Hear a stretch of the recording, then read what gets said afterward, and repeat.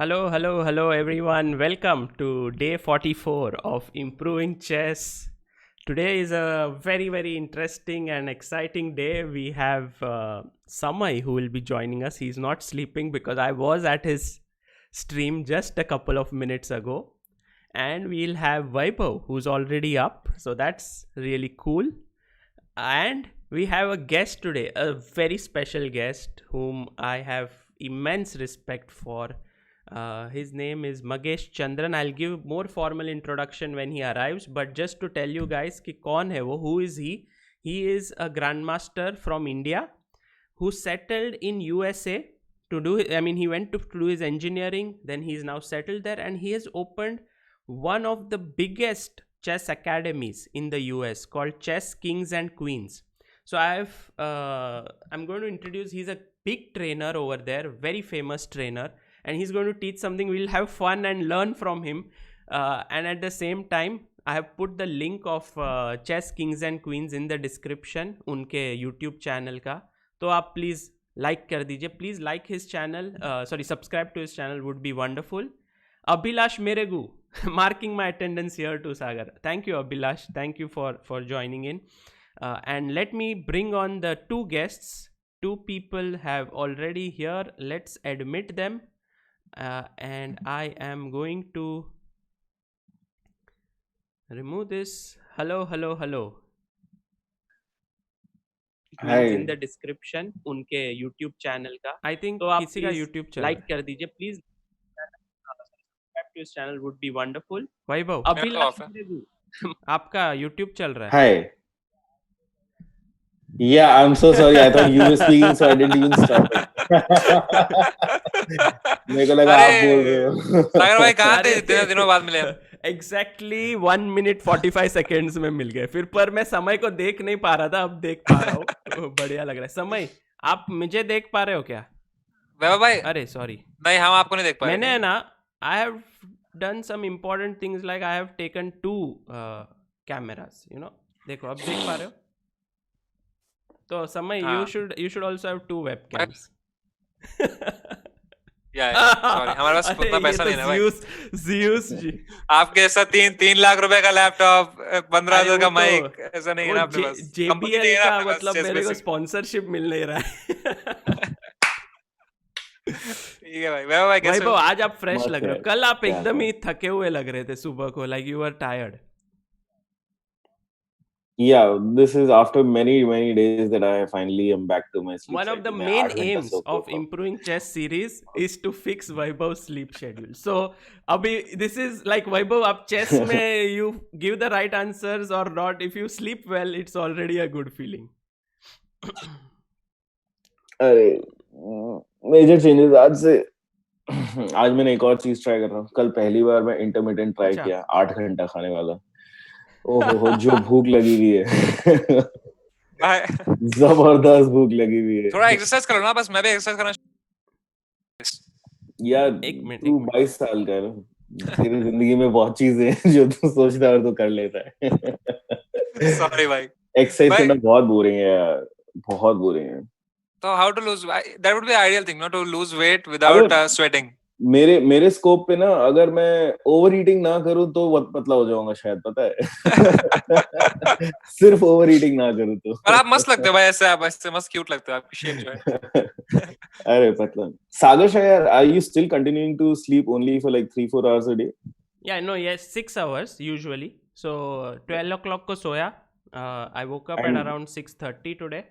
You feel okay with that? Like I feel very energetic. I'm energized, and usually like when I do 3 streams ना, जैसे मेरे 3 stream रहते हैं. One is morning, afternoon में I do some hardcore chess या कोई guest आते हैं, and then if समय का stream रात को है या कुछ something like that, I feel drained. Like 6 hours of talking in a day is a bit too much, like I said. But when there is no streaming, then it is like I feel so much energetic now. Like बात ही नहीं कर रहा है, अमृता से थोड़ा बहुत बात करता हूँ. अरे आना भाई, आप अमृता से बात करो भाई पहले. या एक दिन अमृता वैसे सागर शाह होना चाहिए. हाँ, होना चाहिए. But I think अमृता को समय you should call once. She only said yes to your channel अभी तक. मैं उसको कन्विंस करता हूँ, रुको फिर से. एक minute. Keith Mascarenas is here. Keith, thank you. Looking forward to a membership option. Keith कह रहे. Keith, I'll work on it. Mihir K, waited for your stream to start super chat. Kem cho bhai, great respect and admiration for what you do and the person you are. Thank you, Mihir, and always love the Gujarati part in it. Kem cho. All lag is fixed. ये पता है, lag is simple. I just need to remove my earphones and put it again. That is the only problem. If I need to get a 4 lakh laptop, मतलब वही 3 लाख का laptop है भाई सागर का, और ऐसे लैग होता है क्या बोले. देविन आनंद, फिर पता चला आधा सेकंड का लैग और बचा. ओ शिट, 3.5 लाख का लेना था. देविन आनंद जी कह रहे गुड मॉर्निंग ऑल, आज एक गेम हो जाए if possible. Haven't played समय yet, enjoying the session. So guys, today's guest is amazing guy. You know, 8:30 बजे आने वाले वो. मुझे बहुत एक्साइटमेंट है क्योंकि I respect him so much. His story is कि वो इंडिया में जीएम बने. He became a GM in India, then went to US to study engineering. फिर वही सेटल हो गए and became one of the biggest trainers in the US. Like he is one, has Kings and Queens chess academy है उनका. It is the biggest one of the biggest academies in the US. So his name is Magesh Chandran. He's a grandmaster. So it would be fun to have him. It will be too much fun. So shall we play a game before that? Yeah, let's do it. Let's do it. If you can come to the link in the description. अरे Zeus is here also. Zeus is here. अरे Zeus भाई, मैंने मंगा लिया mic. Already I have ordered it. It takes time to reach. Coronavirus. I have already sent dollars for समय mic, but क्या करे, उसके सस्ते नशे खत्म ही नहीं. भाई मैंने माइक खरीदा है, मैंने रिंग लाइट खरीदी है. थैंक यू भाई Zeus भाई, हमारा सप्लाई. कौन सा माइक खरीदा आपने? सेम आपका वाला. ये वाला. हाँ, ये तरबूज. सही है, बढ़िया. This is the best. Pure Blue Yeti, you are not sponsoring anything for us, but yet we promote you because your product is the best. You know, like very nice. अब कल आएगा सागर शाह का स्वाइप अप करें to buy Blue Yeti. It's the best. भाई जो आपने notice किया क्या, लोग ग्रीन स्क्रीन लगाते हैं, सागर शाह की दीवार ही ग्रीन है. you know next level. And the funny thing is I never planned it. I was like room को अलग अलग कलर करते हैं. That time I had no streaming started. कुछ ऐसे streaming नहीं करता था. You could see that I started putting the green screen element only after I saw Samay doing it. So basically ये जो wall है, it was just made like that. Green color. It was waiting for us, bro. Ramandeep Singh ji कह रहे हैं वैभव आपको, keep up with the intermittent fasting Vaibhav bro. I lost 20 kgs without any exercise doing IF and OMAD. भाई धीरे धीरे आपकी शक्ल पीछे हो गई भाई. हाँ सॉरी. ये क्या लैपटॉप है भाई? Thanks man, I try.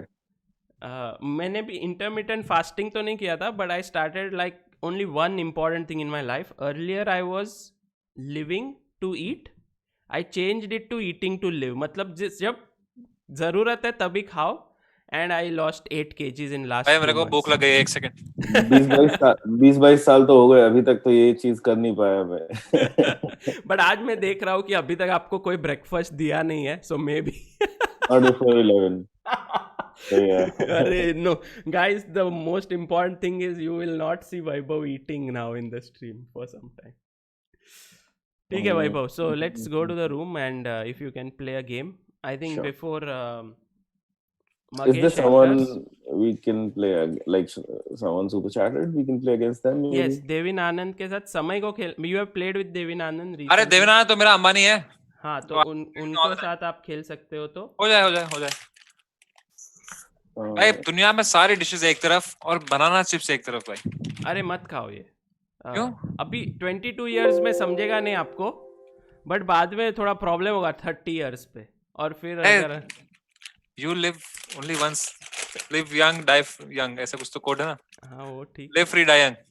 एक सेकेंड, इन लोगों को यहाँ पे लेता हूँ राइट पे.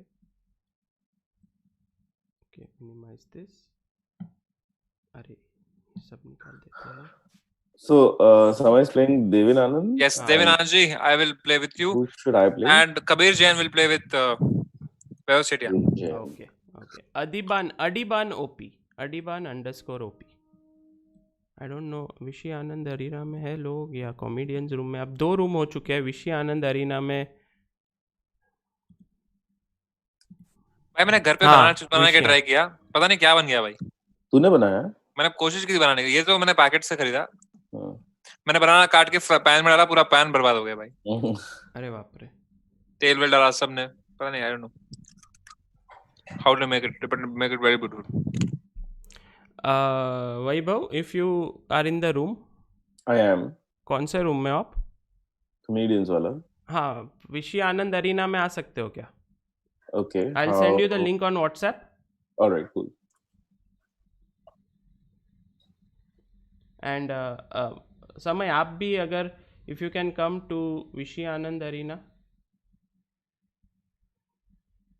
Maybe we are actually a little bit short on time क्योंकि वो 8:30 को आएंगे. I don't want him to wait too much, but जल्दी हरा देंगे देवेंद्र जी को. We'll play a 5-minute game maybe. 5 minute खेलते हैं, 5 मिनट भेजे दोस्तों. ठीक है. देखिए वैभव, ये वर्क होता है. ये YouTube. अच्छा, आ गया. Yeah, I'm here.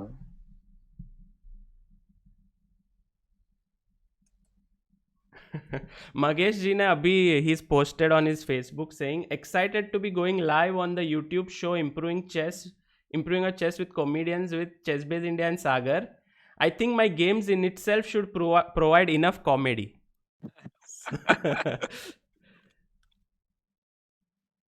समय यहाँ पर है. अरे समय को चैलेंज कीजिए. कबीर अडीबान अंडरस्कोर ओपी. समय आपको चैलेंज मिल रहा है?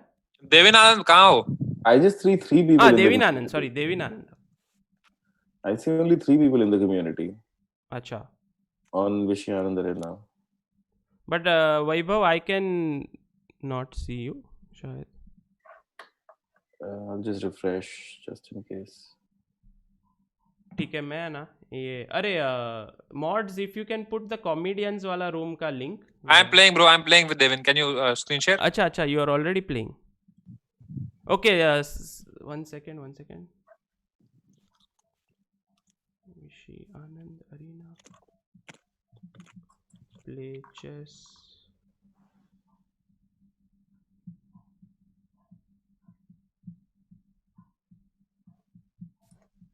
जब से 2 अरीना हो चुके हैं. अरे वैभव, आपको गेम मिला? Not yet. One sec.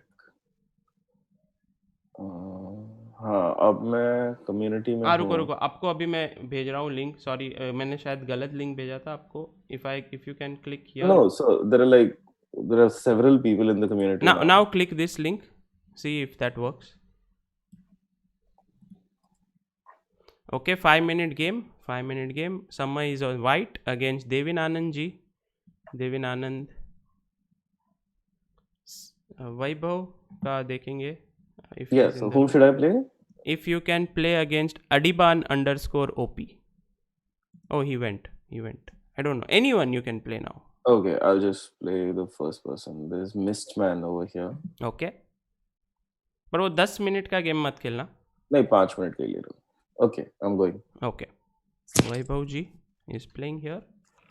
Vaibhav. And this is...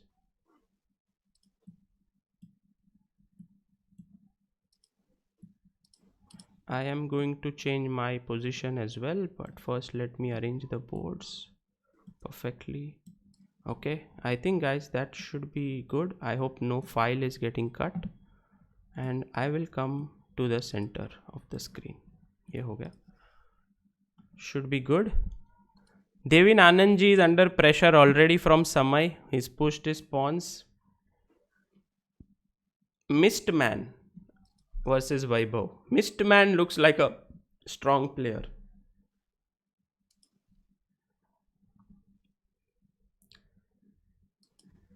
Guys, आज Kings and Queens chess academy का यूट्यूब चैनल का link I have put in the description. They have 257 subscribers. I hope we can push it up to 1000. That is the aim. Kings and Queens Chess Academy. It's in the description. Mods, if you can just share it with the community यहाँ पे जो देख रहे हैं, we should try and push it to 1000 subscribers. That would be very nice for Magesh, because he makes videos there and it would be very nice to watch them. Okay, let me see.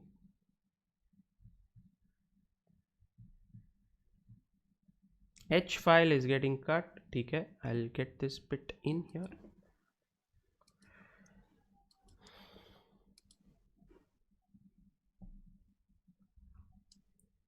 Thank you Nikhil ने जो link share किया है Kings and Queens chess academy का.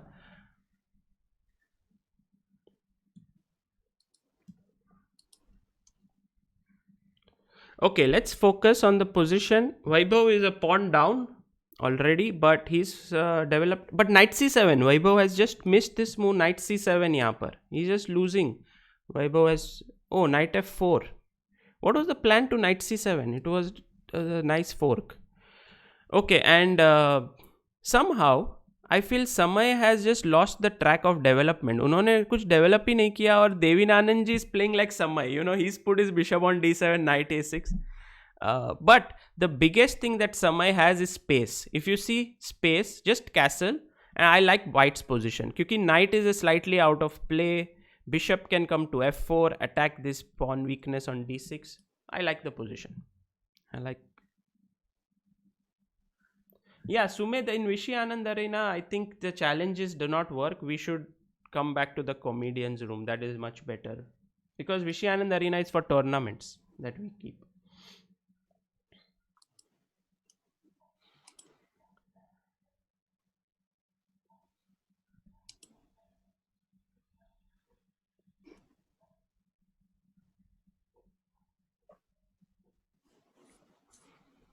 A6 खेले Devinanand ji. While Vaibhav over here has started to get compensation. You know, he's pawn down, but he has pawns coming up on the board. Let's try to just quickly look at what happened here. Fatafat. I think what Vaibhav plays this move c5 और फिर bishop को develop करते हैं, वो ठीक नहीं है. पहले knight को develop करो, so that if he takes here, you can either take here in one move or first push the pawn to d4, or you can, you know, also play knight f6 here. वो खेलते bd6, and then here actually it's just a free pawn, you know, you can take, but I'm sure Vaibhav has this idea which he has prepared. एक pawn देके you get counterplay. So bg5, f6, bishop h4, knight c6, e3, and here after knight f5 he gave up a pawn, but he took the bishop, so okay, some compensation. And here bishop e6 ko I thought knight c7 was very strong, but he did not play it. Missed man. And now g5, bishop d6, attacking the bishop. Here I already feel that black is getting some play in the position, so interesting stuff. This is an interesting position. Now let's go to Samay's game. Let's keep this receiving moves on. Let's go to Samay's game. I believe in Vaibhav's game white is better, but let's see what happens. यहाँ पर Samay has managed to exchange those bishops यहाँ पर with queen c1. So let's go from the beginning. What was happening here was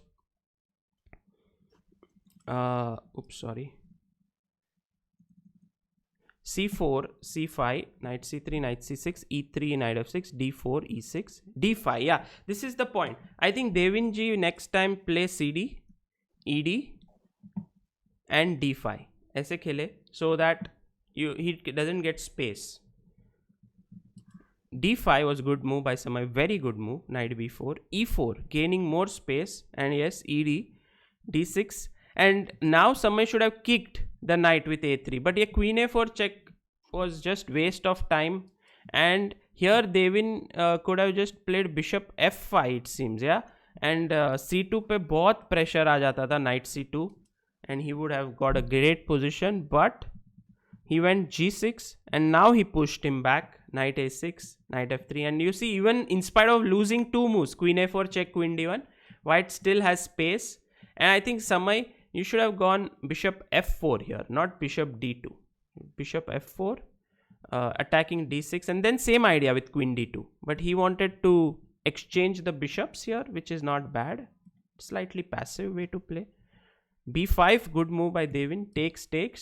And now queen g5. What is the point of this? Knight g8.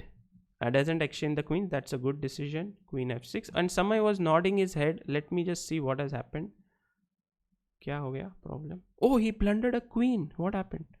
Oh, he just took the pawn. ऐसे ही queen दे दिया. Arey, what is this, Samay? Free queen. And here, Vaibhav has plundered a piece. I don't know what's wrong. But yeah, 5 minutes chess is a bit too heavy for them. You know, like Samay is still playing, still fighting. I don't know why.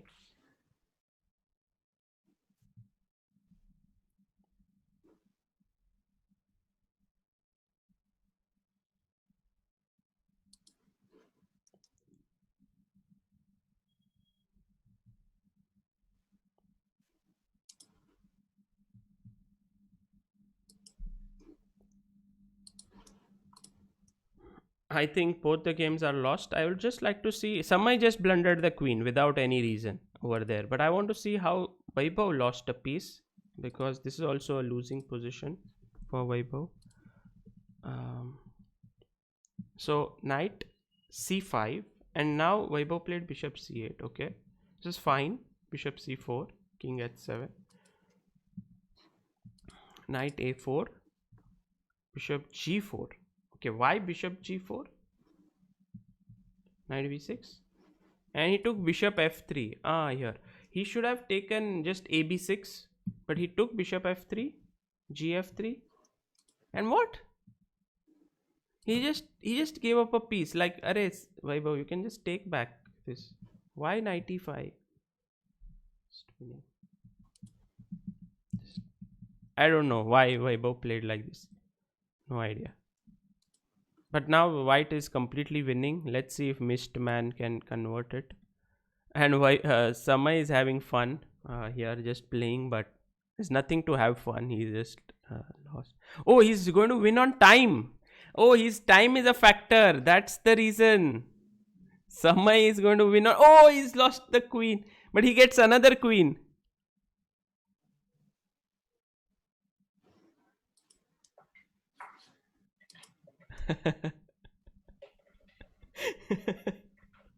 अरे समय board पे नहीं तो time पे तो जीतोगे. You have so many ways to win. Huh? I have psychological game, bro. Chess. But आपने queen क्यों दे दिया? अरे ब्लंडर हो गया. मैं खाते खाते मैंने देखा ही नहीं. मैंने ब्लंडर कर दिया. मैं बोला now time for J&K.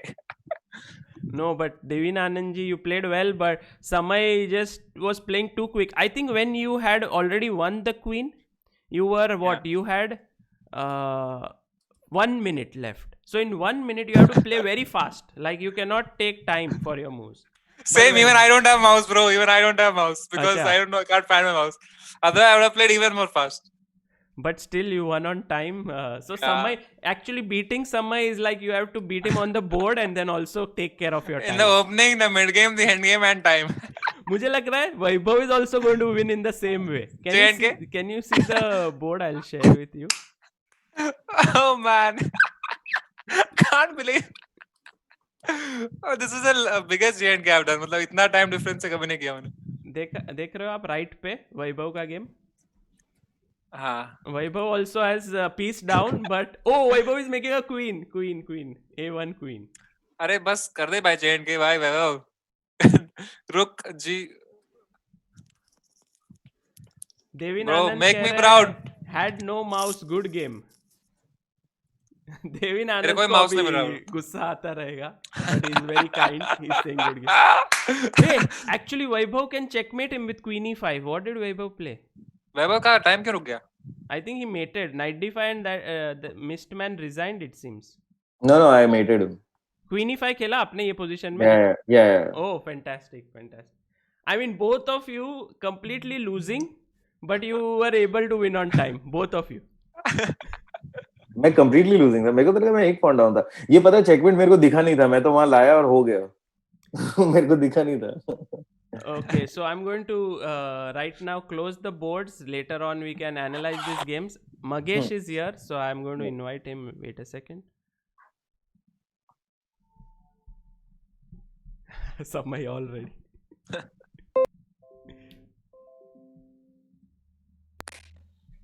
Hello, Magesh. Can you hear me? Hey, Sagar. Yep. Hold on. Let me just get my video on. Okay. All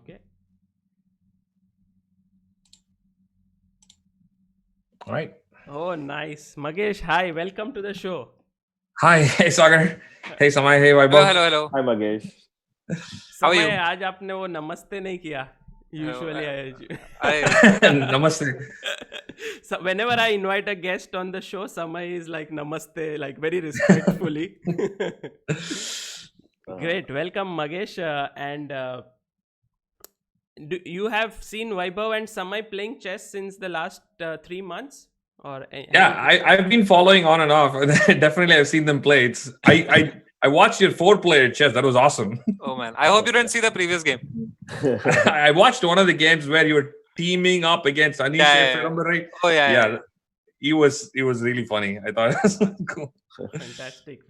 Guys, Vaibhav, Samay, and also the viewers, I have to tell you guys that Magesh is someone whom I immensely respect, not just for chess, but in every other respect. You know, like Amruta, when we were not married, had gone to a chess tournament in Spain to play. And there were several chess players staying together, like around 7-8 chess players and playing the tournament. Magesh was one of them. When she came back, she told me that at everything that Magesh was doing, like driving the car, making food, playing chess, everything, he was so good at it. Like he would go to the kitchen, make a nice meal. He would drive the car. Like they went on a road trip also, all of them together. So really a very multi-talented personality. Okay, first of all, I have to say the respect is mutual, but the build-up is too much. If my wife hears that I'm good at cooking, she's going to be, questioning a lot of things in your show. So yeah, but so the thing is, Magesh, tell me if I'm saying anything wrong here. The story is Magesh was a very strong junior in Indian chess. Like he was right there at the top, winning Asian juniors, national championships, also participating in world championships, and then he became a grandmaster. Or maybe first you went to the US. Yeah, I mean, I was playing junior level chess, like you said, in India. I did win some national championships. Never really had that much of a success in the world level, but I did win one Asian junior, so which was good. And I came to US on a chess scholarship. I came to UT Dallas on a chess scholarship. So I was doing my undergrad in India, and I kind of did like one semester, and then I just took off. Came to US on a scholarship. So they said they'll pay the tuition. I was like, okay, that's it. That's all I need to hear.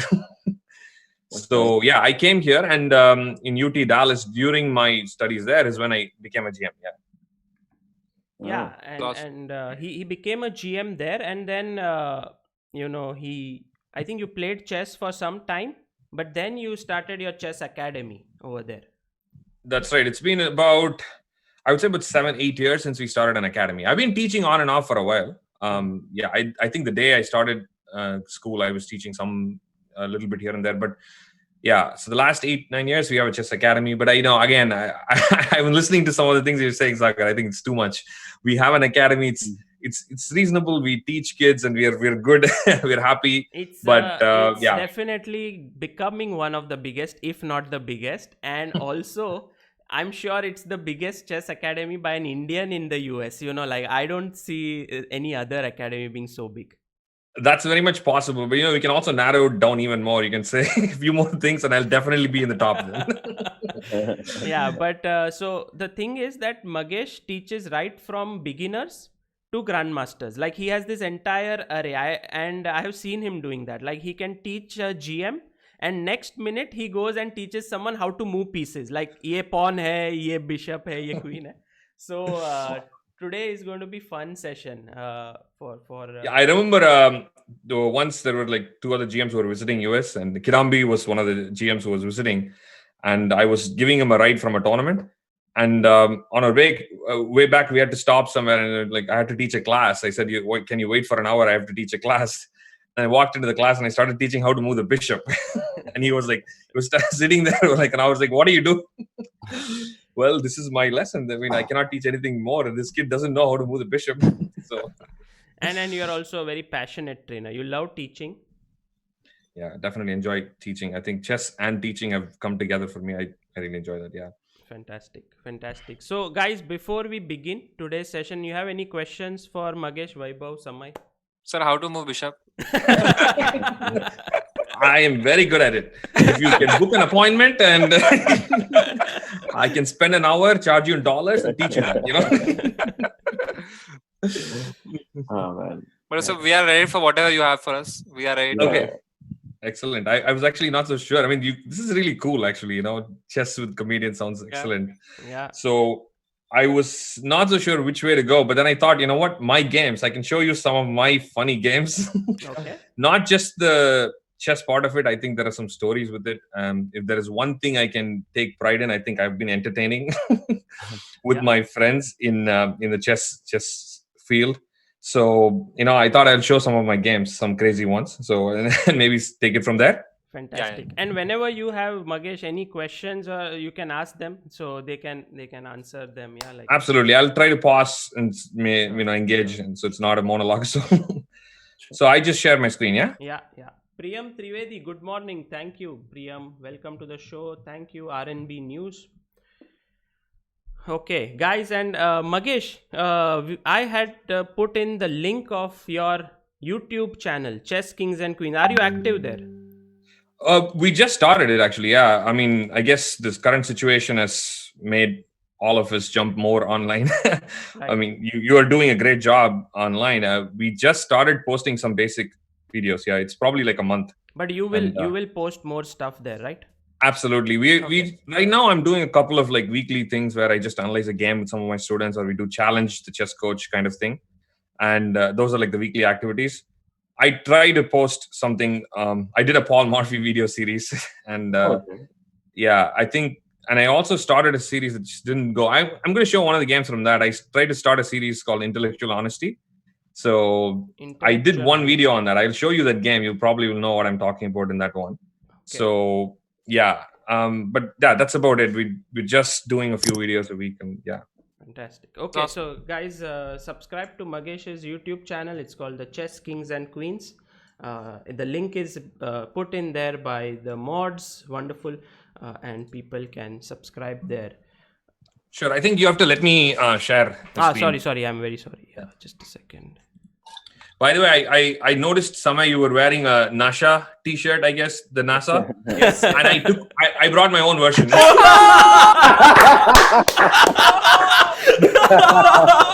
I was like, I had to, Kill. Nice. Damn nice. Oh, I can't wait to read the chat now. Oh man, this was kill. Nice. Okay, so this is a game I played in 2009 in the Scottish Championship.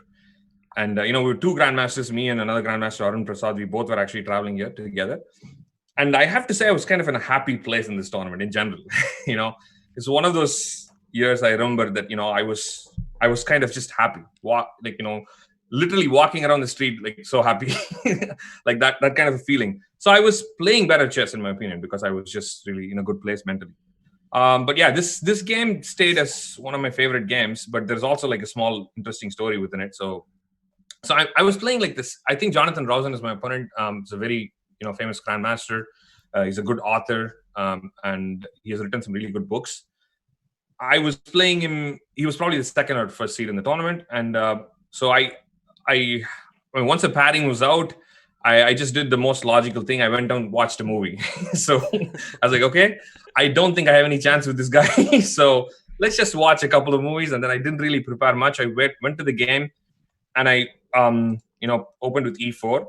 So by this time I've already started. I started playing knight f3 a lot more. But okay, I'm still laughing at that dosa joke.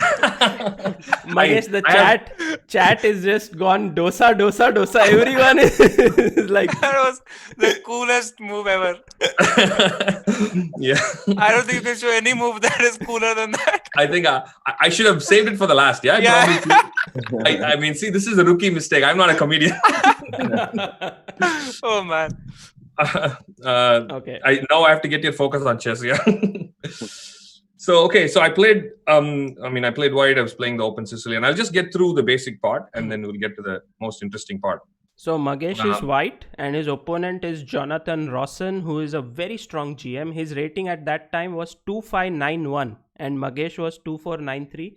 So I think Magesh thought he didn't have too many chances in that game. Let's see how it goes. That's right. Yeah. I mean, I was generally confident playing, but yeah, I mean, you have this feeling generally like you're playing a much stronger player, but something like that. So again, this is all basic opening, and I will go to the point. Just explain the basic structure. I don't know if you have seen this structure. It's called a bind structure. And what it does is basically prevents black from playing d5. So this gives white some kind of a long-term advantage, kind of space advantage. So throughout the game, black is trying to do some kind of breakthrough. Yeah. So I have to try to break those pawns in one of these possible ways. But essentially, that's what it is, right? I'm going to have slight space advantage, and that's the main part of the opening. So b6, again, he's just developing his pieces, and I guess f4 is also a very common idea. I can, as white, usually e5 and f5 are both very much possible. So I just went along with this.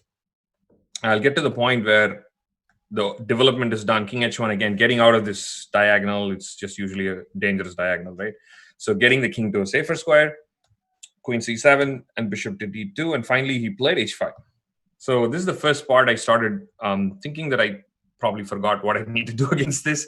And I probably don't remember the theory. Sagar, whenever I'm messing up the opening, you have to jump in and help me. So okay.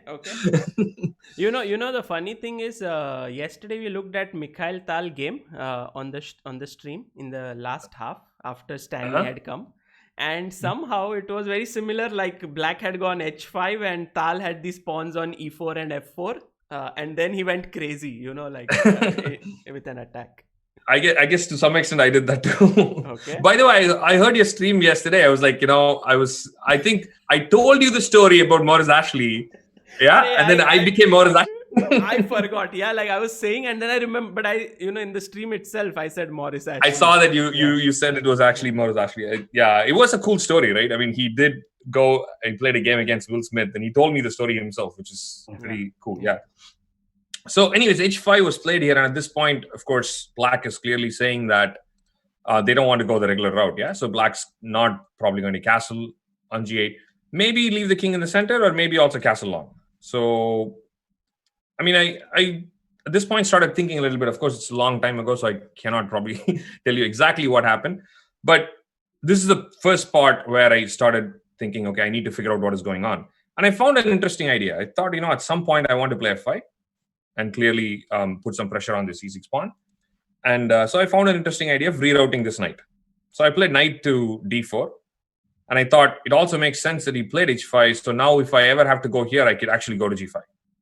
So, and that would be a good square to sit on, and also supporting the ideas like playing f5. So when I played knight d4, again, one of my main goals was probably thinking about this. He played g6. And here I started thinking, it started getting interesting, and I feel like his king is in the center and I could probably do something.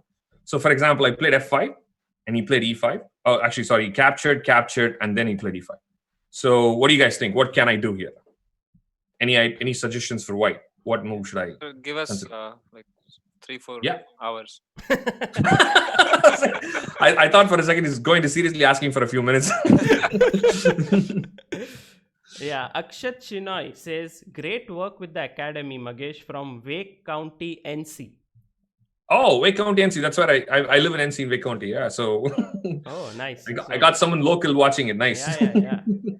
By the way, guys, the video size will not increase because he's shared the screen, and in screen sharing, it's a small size of the video. So you focus on the chess, and later on when the chess is done, we'll again make them bigger. So that's how it will be.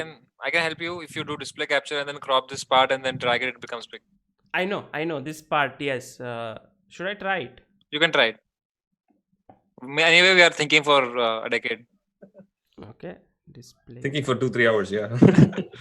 No, but I do only display capture. So I do one more display capture and crop this part out and then drag it big. Okay, let's try. Okay, I'm going to try this, guys. I've been thinking of doing it since many streams, but let's see if this will work. Just press copy, Control C, Control V on the layer. Control C, Control V. Okay, ये display capture हो चुका है. And I will keep them fixed, I think. Oh, ये लोग ऊपर क्यों चले गए? हाँ, here.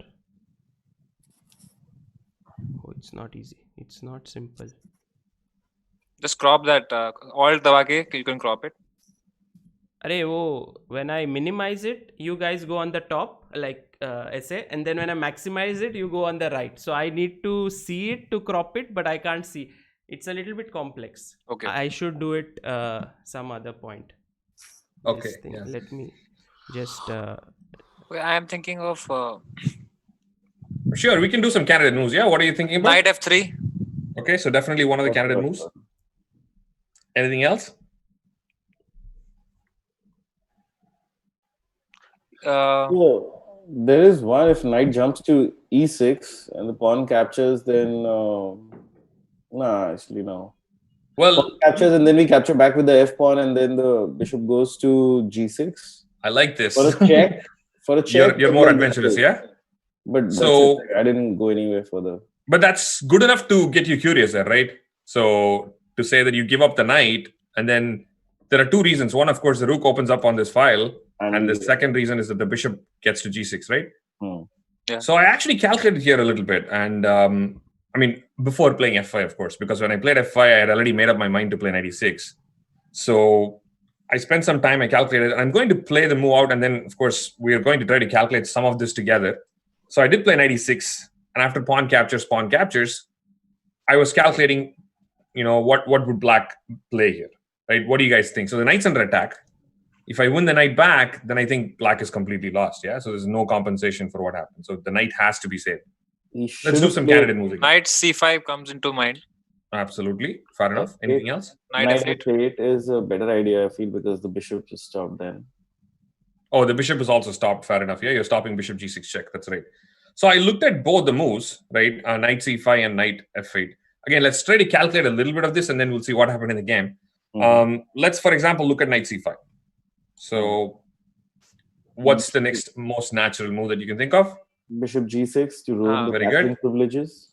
Yep. Well, let's play check and make sure they don't castle long, right?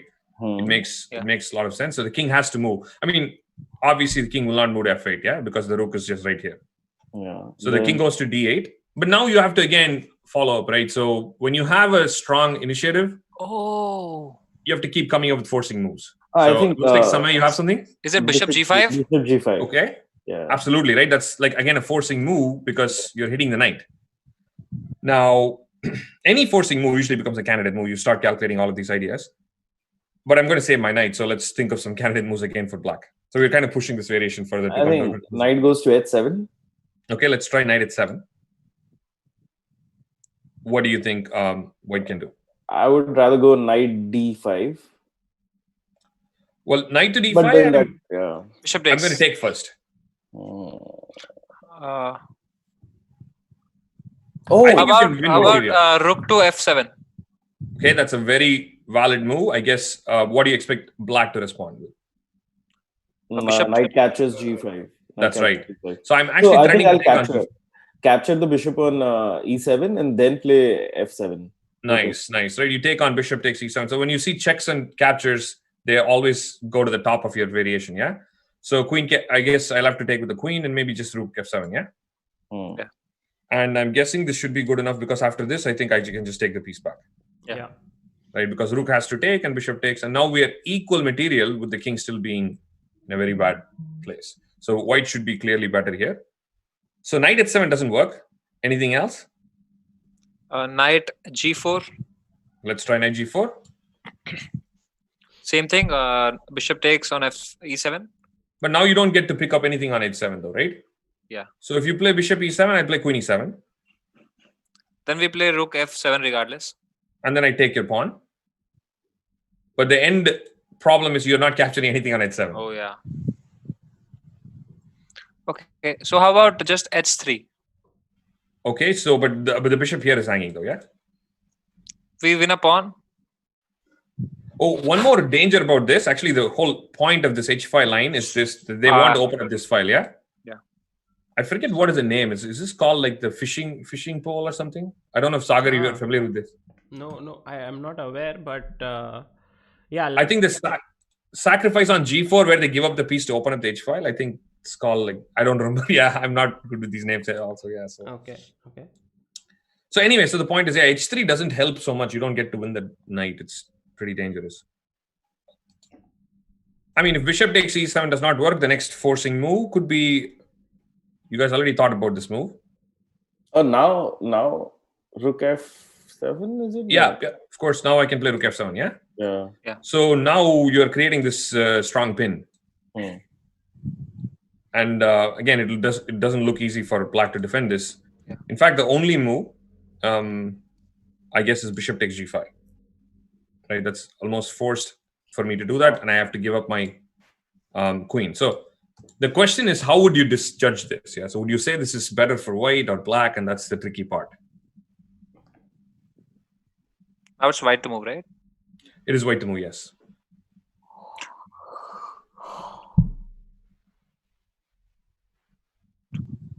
I feel like white has more.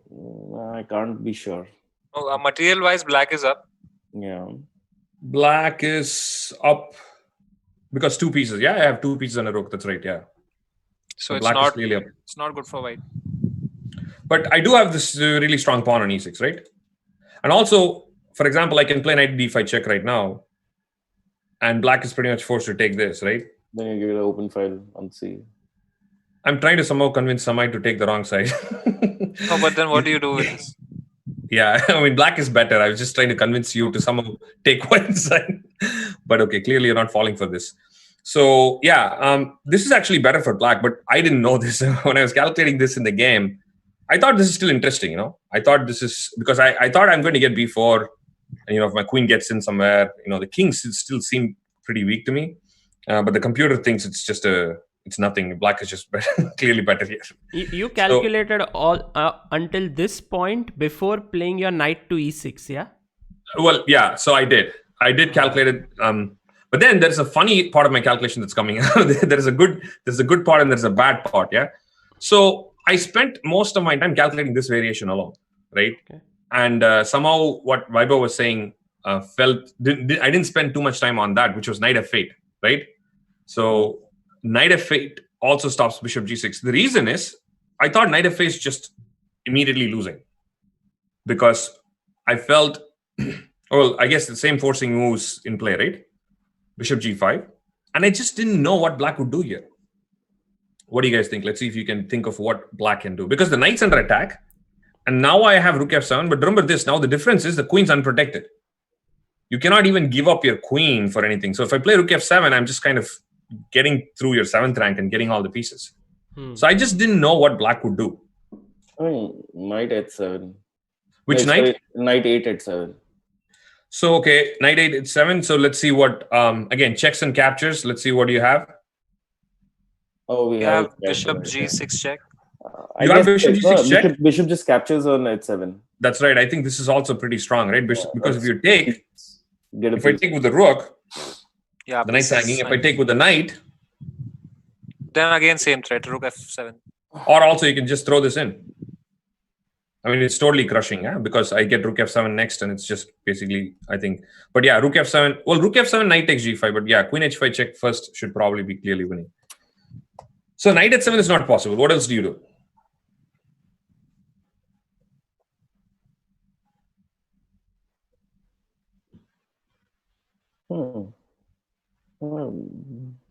Let's get rid of this. Bishop d8, but that doesn't help, I guess. Yeah, you cannot give up the piece, right? You have to do something about this piece. Oh, okay. Knight g8 kind of gives another piece, gives another protection to the bishop, but I guess I'll just pile up. Yeah, it's just horrible. Yeah, it's just like, well, actually, hold on. If I pile up, knight takes e6, right? Yeah. Let me go back. Knight g8. What would be the winning move? Do I have rook takes? Oh yeah, maybe this is cool. Because if you take with the bishop, this is pretty nasty. Checkmate. Yeah, almost mate. Yeah. To give the queen. And then bishop f7 is mate. So so you have to take with the queen, and probably I just get my queen in. It should be lost. Okay, but what after king e8? We'll go for follow up, right? Check. Then king c8. And there's a checkmate in one. Okay. Queen f8, yeah? Yeah. Because I have a nice pin. So this is, I mean, once the queen gets in, it's over. So basically, I didn't explore too much of knight f8. I saw bishop g5 and I said, okay, this is just crushing. It's just lost, right? I'll give you a small hint. I think this bishop plays a role in a counterattack. Okay. So forget about your knight that's hanging for a second and think about what you can attack. Rook g8. Nice. Rook g8. Brilliant. Right? Brilliant. Not easy. Oh. Yeah, rook g8 is not at all easy, right? Yeah, cool. So, I mean, my opponent played rook g8, and then of course I'm sitting here like I've got the whole thing under control, right? Like I had no clue that rook g8 exists, and then the minute I see rook g8, the first thought is like, shit, I'm lost. This is over. Right? I missed this move. This is over. He's going to take on g2. I cannot take on f6. He's going to take on g2, and this is basically game over. And for the next 2 or 3 minutes, I'm just, keeping my poker face, trying to figure out what is going on or find the best option. Turns out, white's completely winning. Okay. And we'll figure that together too. And the best part about this is what I was making about the video with the intellectual honesty, which happens a lot in chess. Sometimes you kind of trick yourself to believing that you saw some moves, particularly when it turns out to be a great game. Right? So at the end of the game, my opponent was super impressed. He was like, wow, really nice game, right? And we were chatting and he was talking. He said, okay, so when did you figure this out? I said, well, obviously when I played e6. Sorry, when I played f5. So I was even explaining to him, said, I mean, if I don't have this variation after rook g8, I'm lost, I was like, I mean, what do you think? I didn't play this variation thing because I'm going to lose this game. So yeah, that was kind of very curious for me to say that, this happens a lot. I believe this happens a lot with a lot of chess players. It happened with me so much growing up. It's a very kind of confusing area where you even yourself cannot tell what is the variation you actually saw during the game and what kind of stuff you made up along as you went, right? Yeah. So yeah, so let's see what happens. Yeah, rook g8. How do you respond to this? Knight d5, so that the bishop's diagonal is blocked. Bishop is hanging, right? But the bishop is hanging, yeah. So knight d5, I will play bishop takes d5. But the queen, bishop. Oh, okay, yeah. Yeah. Obviously, I have to take bishop takes d5 first, and then now you're in trouble because this is hanging. What else can you try? Queen takes on h5. I'm just thinking checks captures threats. You should, and I mean, you should look at all of these forcing moves in this position, obviously. But of course, if you don't see a follow-up, you have to throw it. So queen h5, I guess I take with the knight. Do you see anything? Bishop g6 check, but no. But both the pieces are guarding it, right? So this deflection did not help much. Okay. Bishop g6 check, rook takes. It's not working. These are two checks we have in this position. Okay. That's right. So the checks are out. Now we'll see captures. That's right. Okay, how about bishop? Okay, then that's not good if bishop takes f6. Well, we have to still explore, right? I mean, like we even explored queen h5, so I guess you have to explore everything. Yeah. Oh. Even if it looks bad. Okay, bishop takes on f6. Okay, let's explore bishop f6. Then we have. Don't we directly get bishop takes on g2? That's right. So I'll play this move out, and then we'll just keep exploring. So I guess bishop g2 or rook g2. What do you think black should do? Rook g2 because it attacks the queen also, and also sets up a discovery check. But if you think about what white will play, then maybe when you do candidate moves, the best way to figure out what the best option is you have to have an idea of what you're expecting from your opponent for each of the move, right? So you have to figure out what you expect after bishop takes g2. You also have to figure out what you're expecting after rook takes g2. So let's try to figure that out before we decide which one's better. So Magesh, just to clarify here, whenever they look at candidate moves, they look at candidate moves using checks, captures and threats. But at that point, when they find a move, they should also look at a follow-up immediately. Yeah, like if suppose bishop g2, it's a candidate move, should they stop there, or they should look at one more follow-up for white and then stop there? Actually, that's a very interesting question. Yeah, we have the same discussion with our students too, because what is the right method? I mean, I think it's tough to come up with the right method, but I would suggest, I would say what you're suggesting is that because you would save a lot of time and be efficient if you can just look through just one more move, right? To say, okay, bishop g2, what is the response? Right there, you figure out the response and then go hunting for candidate moves. Because I think that will save time and be more efficient. Okay. But for kids, when I teach, right, I find it's very difficult to, draw those lines. So sometimes we simply say, just look at the candidate moves, don't run away with it. So to establish some rules. But otherwise, I think it's more efficient to figure out response. Okay. So what do you guys think? Rook g2, what is white do? I think bishop g2, the queen. If rook g2, then I think we have to let go of the queen. Well, let's do candidate moves again. Okay, checks captures threats. Checks.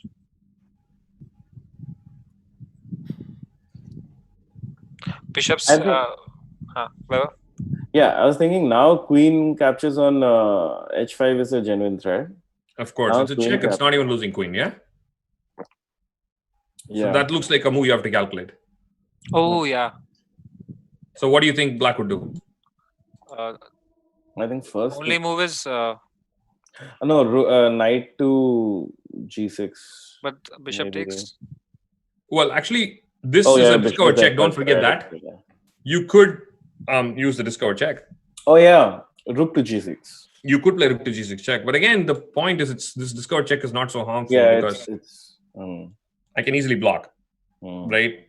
I mean, the most natural one, I think, is knight d5. Yeah. Right? And white's really fine. So rook g2, I would say, is the most natural move to look at. But after you see queen h5, you realize that because I need only one move to block the checks, right? I mean, I just need one move to just shut the bishop out and just make it useless. So white would be in a much better shape. Yeah. So let's look at bishop g2. Yeah. What do you think white has to do? I think he loses the queen if he goes to king g1. How? I mean, king goes to g1 and then bishop f3. That's right. Yeah. So I just have a simple discover check. I pick up the queen. Fair enough. But if not, right now the queen has to capture otherwise. That's the only solution. You get two pieces for one, but that's about it. Yeah. So fair enough. So first thing is, no matter what I do, I'm losing my queen. Yeah. I can play queen takes g2, lose my queen. I'll play king g1 and lose my queen. Right. So, and I mean, clearly, like you pointed out, at least this gives you more pieces. Yeah. So let's calculate this a little bit. So tell me, what do you think after queen takes g2 happens? So queen g2, rook takes g2, king g2. Okay. You have to do the same checks and captures for black. Queen c6. Oh. Now knight d5 is... Oh, sorry. Now it's black to move. Black to move, no? It is black to move. Knight d5 is a very strong threat. Agreed, yeah? It looks extremely strong. Yeah. But it's black to move. Can you find checks and captures? By the way, there is a small distinction between forcing moves and candidate moves, right? In any given position, you need to be aware of all the forcing moves. But they're not necessarily a candidate move, yeah? So if you see a check or you see a capture, and if you feel like that's worth considering, that at that point, it becomes a candidate move. But in general, you have to be aware of all the forcing moves because at any point, it just could turn out to be a really good one. So, yeah, let's look at the checks and captures first. Okay. Oh, I like checks and captures. Queen first. c6 Okay. check. Fair enough. One. What else? Queen b7 check. Okay. I think that's it. Okay, so only two checks, right? And both the checks, we kind of know what white's going to do. Yeah, knight d5. Yep, that's the move I want to play anyways, right? So that looks like a good response, and it doesn't seem like black is really achieving anything, right? So let's go on to other moves, maybe captures. Bishop takes on f6. Okay. Rook So what do you takes. think? On f6. No, rook is not takes? there anymore. No, it's there. Rook is Well, on this f6. rook is there. I think he's talking about this rook. Oh, okay. No, Yeah, like after the recapture on f6 with the bishop. After bishop. So yeah. For recapture, you're right, Vaibhav. So the rook is there, right? Yeah. So bishop takes f6, the rook captures back. Anything interesting there? This is more of a visualization, right? You have to see the board to make sure. Oh, then.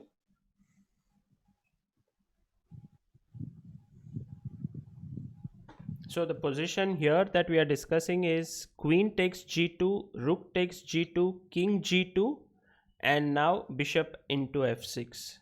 That's right, yeah. So bishop And takes rook into f6. Rook into f6. That's right. Black's move now. We're pushing our calculation. Yeah, this is great. I mean, you're making them work so hard. They are usually some days are like fun. Today is like a hard day for them. I'm enjoying. Yeah, come on, Vaibhav, Samay, this is hard work. Yes.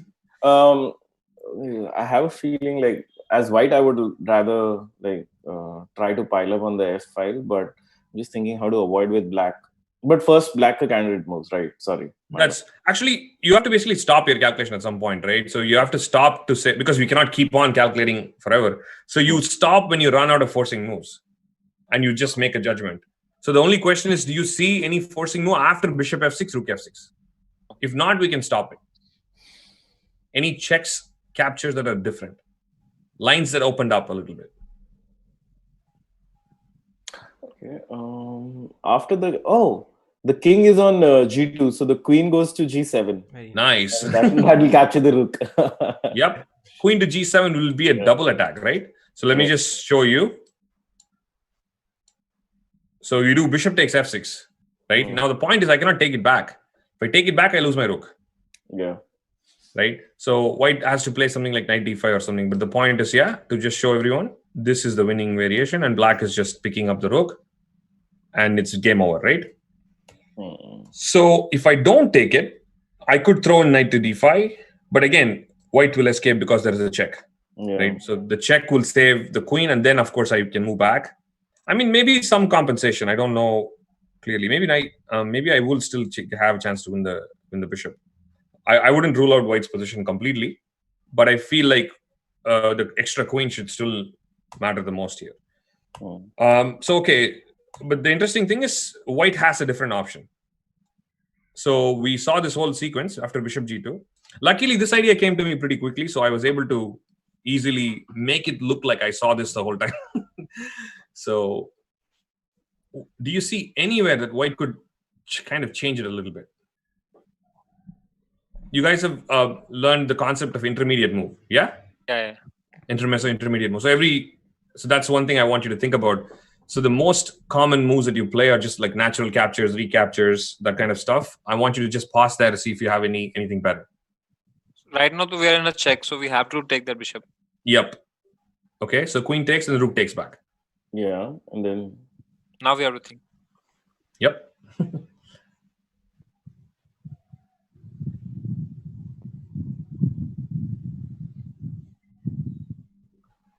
Okay.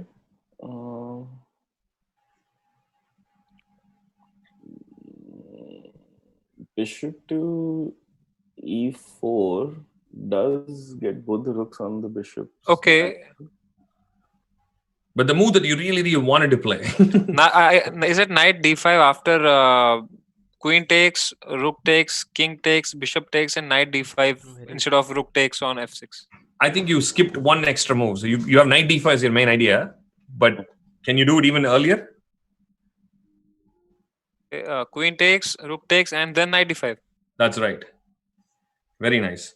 So that rook is yours. It's not going anywhere. It's not threatening anything. You could take it this move or the next move, given that you're creating a tempo. If you give a check or a tempo, that rook can still be yours. So this move kind of is a game changer. Now white's completely crushing. Because this queen, of course, you have to move the queen. And you have no good things to do with the queen, right? Queen d8. Well, queen d8, I will take the bishop. Or it's going anywhere. Again, attacking your queen, right? So, yeah, it's just basically one move that changes the game in your sequence. So this is sometimes why calculation is so important in critical variations. Because you miss a move, it might be the end of the game. Or, if queen c6, then bishop e4. So I'll show you what happened in the game. He played queen c5. So now I actually took this. And the thing is, I could take the rook again, but there's another intermediate move because taking this threatens checkmate on f8. Okay. So not only do I stop this queen's thing, now I also pick up his bishop. Now, let's see if you guys can finish off the game if I play rook g8. Yeah. Bishop g6. Knight f6. How about this? Let's give one more shot. I need checkmate. Yeah. I need nothing less than a checkmate. Oh, knight f6 is losing the bishop. I guess knight f6 is not a bad move, but I think there's a faster way to check. Yeah, knight f6 picking up material, I guess, but we want more. We're greedy. Yeah. Is it rook captures on f8? Nice. Rook captures f8. I have to take back. And then bishop to g5. G6. And this would have been a cool checkmate. I didn't get it. Nice. I didn't get this in the game. But yeah, so he cannot go back rook g8, the only defending move. So bishop e7, he had to take the pawn, and I took the rook. So now suddenly the material is completely changed. Yeah. So I have rook and 2 minor pieces for a queen. On top of it he has a really weak king. So this is basically game. He played a few more moves, bishop f5 and some queen f5. So basically I took. Sorry, what did you play? You played bishop f5. Sorry. After you captured the pawn. Yeah. Bishop f5 here. So he went queen a5. I mean, I think he can play anything. Doesn't matter. He cannot take the pawn because I have this fork. Yeah, knight b6 is a fork. He cannot take this pawn because of that. So, I mean, at this point, basically, black is lost. I mean, you can play some interesting. What a game! Well, it was very interesting and I was very happy. But again, it's really funny because I think I probably made a huge calculation error and came out with a brilliancy. So, is this game there on ChessBase? Yes. It should be on ChessBase. Yes. So it just ended in a few more moves here, and after rook f1, I think he resigned here. Actually, yeah, he resigned here. Wow. Who was your opponent again? Jonathan Rosen. Wow, I would like to see this game again and again. Chess for Zebras, right, Sagar? That's his book, right? Yeah, there are 2 books by Jonathan Rosen, and it's recommended for every player who wants to become better at chess. It's Chess for Zebras and 7 Deadly Chess Sins. The Deadly Chess Sins. I remember that. Yeah. I think he'll add this one also in that. Actually, in the conversation, I realized that he was way better prepared than me. He was actually telling me what my opening choices were and what he was expecting me. Like, it's like, oh, you play these lines at this time, you play these lines. So he basically studied me completely. And he probably was better in so many aspects. But, in that particular day, in that particular game. Wow, this is too cool. This is damn nice. What a nice game. Cool. Can you please go back when queen was on c7? Sure. When the black queen was on c7? Here, yeah. Here, what happens if queen c6? Is it just bishop e4? I guess I can still do the same, yeah? Bishop e7? Yeah, if you give up your queen, I'm still winning, so I can just do the same. I'm still threatening rook f8 checkmate. Okay, I thought the knight can't move because of that. Okay. Yeah, you could probably take the pawn or something and I'll take the rook. It's basically the same situation. Unfortunately, black has just no counterplay, yeah. Wherever you put your queen. Rook g7? Rook g7, I'm threatening mate. Okay. So this is a double attack right now. So I guess of course, since checkmate is more important, you might have to play something like this, which will pretty much be like the game. Again, I'm threatening some rook f6 ideas. So he might play king d7 and bishop f5, which is exactly the game, except the queen is on c6. Wow. Samay, if you were not told who was playing white, you may have thought it's Tal, yeah? It's Tal, yeah. Or Magnus Carlsen. Yeah, yesterday I saw Samay was super excited. It's like, you said Magesh Chandran, and it's like, yeah, Magnus Carlsen. Like, I have the same initials, MC. Yeah. Nice. It was a beautiful game. What a nice Thanks. It was a fun game, I guess. So, do I have another game to show, or what do we? Yeah, please. If you can show one more game, I think Vaibhav, Samay, you guys are not tired. Absolutely. Yeah? Oh, I would like to see 100 games like this. Yeah. This is the reason I love chess, for games like these. Nice. I don't like that solid chess development. No, just go for some crazy creative moves. Wow, this is beautiful. The next one, I guess, you will have to calculate less. It's more of a fun situation more than anything else. So I guess that will be slightly better. So, sir, if you let's say your opponent had played this, would you still be happy about the fact that wow, what a beautiful game we played? I think usually, right? I mean, you mean to say that if I'm on the losing side? Yeah. I mean, I think most chess players are like that. When they lose, if they lose to a really nice game, I think they're okay. I don't know. What do you think, Sagar? Yeah, I believe that Magesh would have been happy. He is. I don't know about all chess players, because chess players, when they lose, they are like, "Arey, I made a silly mistake." They never give the credit to their I mean, not never, but most of the times. But I think Magesh is a very somehow chess loving personality. So for him, good chess moves come first. More important than, I guess. Okay, winning maybe is important, but you love beautiful chess.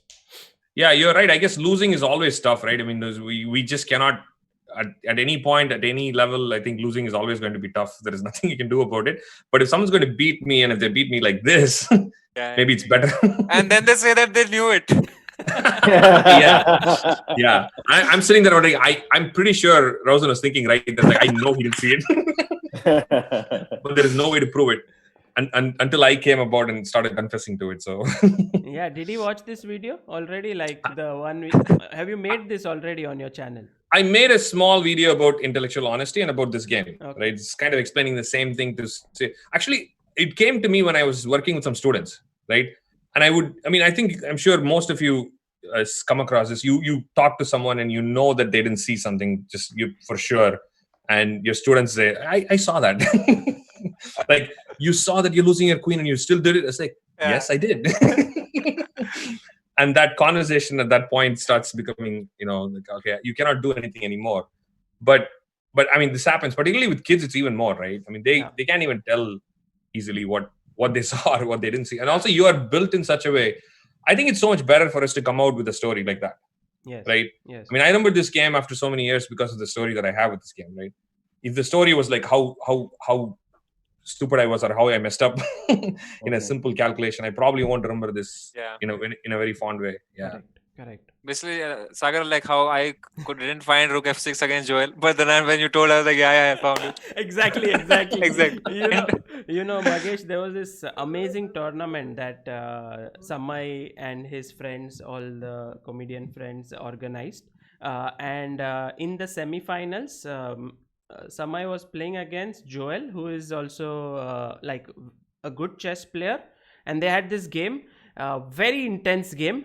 And then there was a position where everyone thought, including Vidit, we were doing live commentary, that this is lost, this position. And suddenly Vidit spotted, oh, what a move, Rook F6, it's a rook sacrifice. And opponent's internet went off, like Joel's internet went off. And Samay came back, he had removed his earphones. He comes back and we ask him, Samay, you are winning. Did you see this winning move? It's beautiful. And so Samay is like, he thinks for a bit and he says, oh, I spotted it, Rook F6. And then since then he was telling everyone, oh, I was winning with Rook F6. And, so there's your intellectual honesty. It's funny, yeah.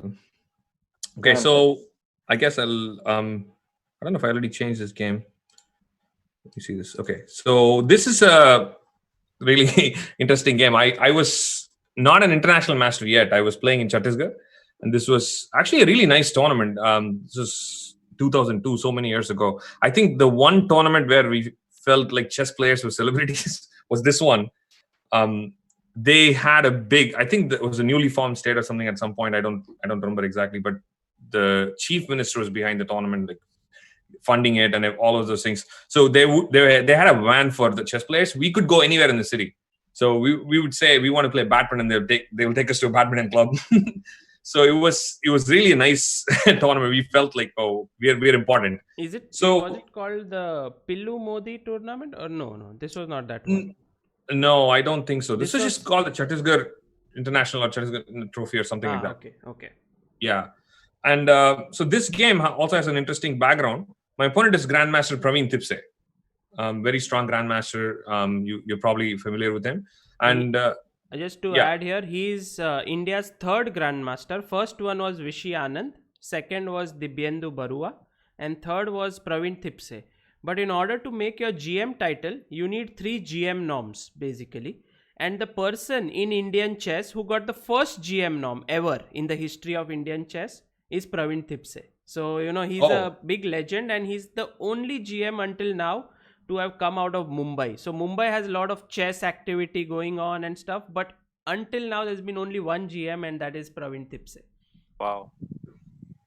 I didn't know that he was the first Grandmaster Nom. That's interesting. Yeah. So yeah, he's a great guy. And so in this game, I was not an international master, and I needed an international master Nom. So I did some calculations with my poor math, come to the conclusion that if I made a draw, I would get an international master Nom. Now I told this to my friends, and my friends told other friends, and eventually the word reached Thipse. Right? So I didn't even ask him for a draw, but he heard through someone that I needed a draw for an international master Nom, and he was totally, he was like, okay, you know what? I should give him a draw, and he was ready. And later in the night, I realized my calculations were pretty bad, and I needed to win. Right? So I walk into the game, and my opponent, he walks in, he's expecting a draw offer in like move 5 or 6, and I'm playing to completely win the game. Right? So he's super confused once I start playing this game. So this is a backdrop of this game. So I'm playing white, and so I was playing the Ruy Lopez. I mean, he was playing, the E4, E5 setup, and I was playing the Ruy Lopez. I'll again skip through the opening phase. I guess nothing. C3 and D3 or, D4. I guess knowing you, Samay, maybe you like the martial attack. Yeah? From what I'm... I don't know what it's called, but I would go... After castles, I would just go D4. Okay. Yes. Well, actually, there is a variation for black where black castles and plays D5 and sacrifices a pawn to attack the king. Does that sound good? Wow. Yeah. It's the martial. By the way, when Praveen Thipse has one thing which I know about him is that whenever he plays an opening, he plays the same opening he's been playing since years. So if you play E4 against him, he will respond with E5. He doesn't play anything else. And so it's very easy to prepare against him, but he has so much knowledge in that opening, it's very difficult to beat him. He's been playing that for so many years. That's right. Yeah. Yeah. So yeah, okay. I'm just moving on to the opening of the Chigorin. There are actually plenty of options here. I remember seeing one of your videos, Sagar, where you were explaining all the different Ruy Lopez moves, right? And the ideas. Knight B8 is prayer, yeah. I have so many different options. I guess Knight D7 is Carpo, right? Yeah. Bishop E7 is like. So this is like already deep into the opening, but the opening really branches here. So at this point, there are so many different moves, and within each of these moves, there's plenty of variations and openings to study. And he played the Chigorin, Knight A5. By the way, I also play this from black, so I'm usually very comfortable playing this from both sides because I'm playing this as both sides, right? So he played C5, D4, and he played Knight D7. Again, just very normal structure. At some point, you can take all of these things here and end up with a structure like white will have a pawn on E4 and black will have a pawn on D6. Or there are structures where white can go D5. There are structures where they will take one of the pawns. Yeah, take. So a lot of different pawn structures can come out of this. So I played Knight D2, and at some point, all the pawns got captured in the center. So pawn takes, Knight C6. And I played Knight to F1. So usually the most common idea is to, you just kind of bring your knight around to G3. So why not D5? You could play D5 too. Absolutely possible. You want to play D5 right here, right? Yeah, to get the center. Yeah. So you could play this, and I guess now Knight B4, and after Bishop goes, I think they play A5 or something, if I remember right. Yeah. So white is probably slightly better. Or, I mean, these days I think these lines are equalized already to the end of the theory. But I would always say white is slightly better in these lines. But okay, I played Knight F1, and he played Knight takes D4, Knight takes, pawn takes, and queen takes. So this is a very classic situation where one person is playing for a long-term advantage and the other person is playing for a short-term initiative. White's long-term advantage is that more space and a bad pawn, right? I could kind of play against this for a while, but black is I mean, black tries to play more active. Bishop f6 is possible at some point. Knight e5 is possible. Maybe bishop b7 to attack this pawn. So use some active pieces to kind of play. So you play knight e5. And so here I started messing up big time. Let's see if you guys can figure it out. I very quickly responded knight e3. I didn't really think much. Turns out I just blundered something. Can you tell me what it is? I think Sagar is already smiling. Interesting. Oh no, bishop takes on h3. Oh, nice. Yes. Very quick. That was quick. Very sharp with your tactics. Bishop takes on h3, yeah? So the usual feeling that I have, I'm sitting there thinking, oh my God, what did I do? I guess if I show you enough of my games, you will know this is like a repeating kind of situation. I'm sitting around trying to swindle my way out of problems. So bishop h3, and I'm like, okay, I wish I offered a draw. And I wish I took a draw. Now I'm playing white pieces, lost right out of the opening. And okay, so what is that? Against someone who knows the entire opening. Exactly. And it's not like any random player that I can, do something. He's pretty strong. So, I mean, I was a little depressed, but I said, okay, I have to keep playing. So I played f4. And the general idea is once you're in losing position, you just start playing to create crazy situations, right? So you don't want any regular play anymore. You want to complicate things as much as possible. So you get some chances. This is how Vaibhav is an expert at this. Like whenever he gets a minus position, he knows how to create a mess. Also, Samay has become an expert. So this is the nice. They like it. Yeah. This would be a nice game to study then. So knight c6. I just played queen d1, and again he kept finding good moves. Okay, so he played bishop d7. So knight d5. At this point, I thought maybe I have a chance. I have really strong center, and there's a weak pawn, and I have a really strong knight. For one pawn, this is not so bad, yeah. Until of course he finds really good moves. He plays bishop h4. Okay. So let's try to see what the problem is. Let's say I move the rook. What do you guys think will happen next? Anywhere. Let's say I play rook f1 or something.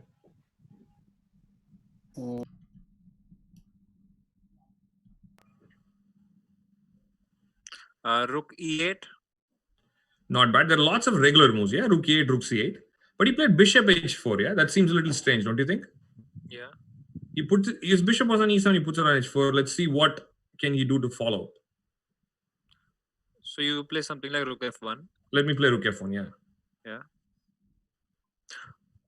Did he go bishop g3? Yeah, he's going to go bishop g3 for sure, right? Now, how do I stop queen getting in? Oh my God. Oh. So queen h4, queen h2 is made, yeah, unstoppable. Rook f3, you have to give up the rook. Yeah, rook f3, queen h4. Now I'm down a pawn and down an exchange, yeah? So that's beyond any possibility to come back, right? Wow. Now, there is rook e3, right? So clearly this move stops bishop g3. So I thought, okay, that has to be the main idea, right? Yeah. And knight e7 was played. Again, I'll go through a couple of moves. I played, maybe here still I'm surviving. So he still has this bishop g3 idea. And I cannot play rook h3. So this bishop is always creating a problem, right? So G3. Not super easy. Maybe g3 is possible here, right? Yeah. Why not go queen h5? Oh, queen h5. Let's look at it. I hear some interesting moves. I guess still knight takes d5. And pawn takes, and maybe Right. Now what? Okay, yeah. So you probably take with the pawn, right? Yeah. E takes and threatening mate. And then I think I'll respond g6. Okay. Yeah. Yeah, I don't think anything special, right? I mean, I can play around a little bit. I can go queen h6 and you go bishop f6. Again, there's no rook h3. That's really quite annoying. I mean, this should be lost. F5. But maybe do I have bishop d4? Captures. Yeah, Bishop? bishop Or actually- g5 actually. Bishop g5, bishop d4. Yeah, bishop g5 kicks the queen out as well. Yeah. So again, I can go for an all-out attack, but it's probably losing, right? Objectively losing. Yeah. So okay, I mean, still not completely lost yet. I played rook d3. Now I probably messed up. I should have continued pawn takes and play the worst position. But like I mentioned, I wanted to complicate the things position as much as possible. So I played rook takes d5. basically allowing him to play bishop g3. Right? So I'm getting some interesting questions as we play. Is rook g5 possible? No, I think queen b6 check. Yeah, so the problem is maybe I missed some simple idea. So the queen is actually trying to attack from both the sides. Right?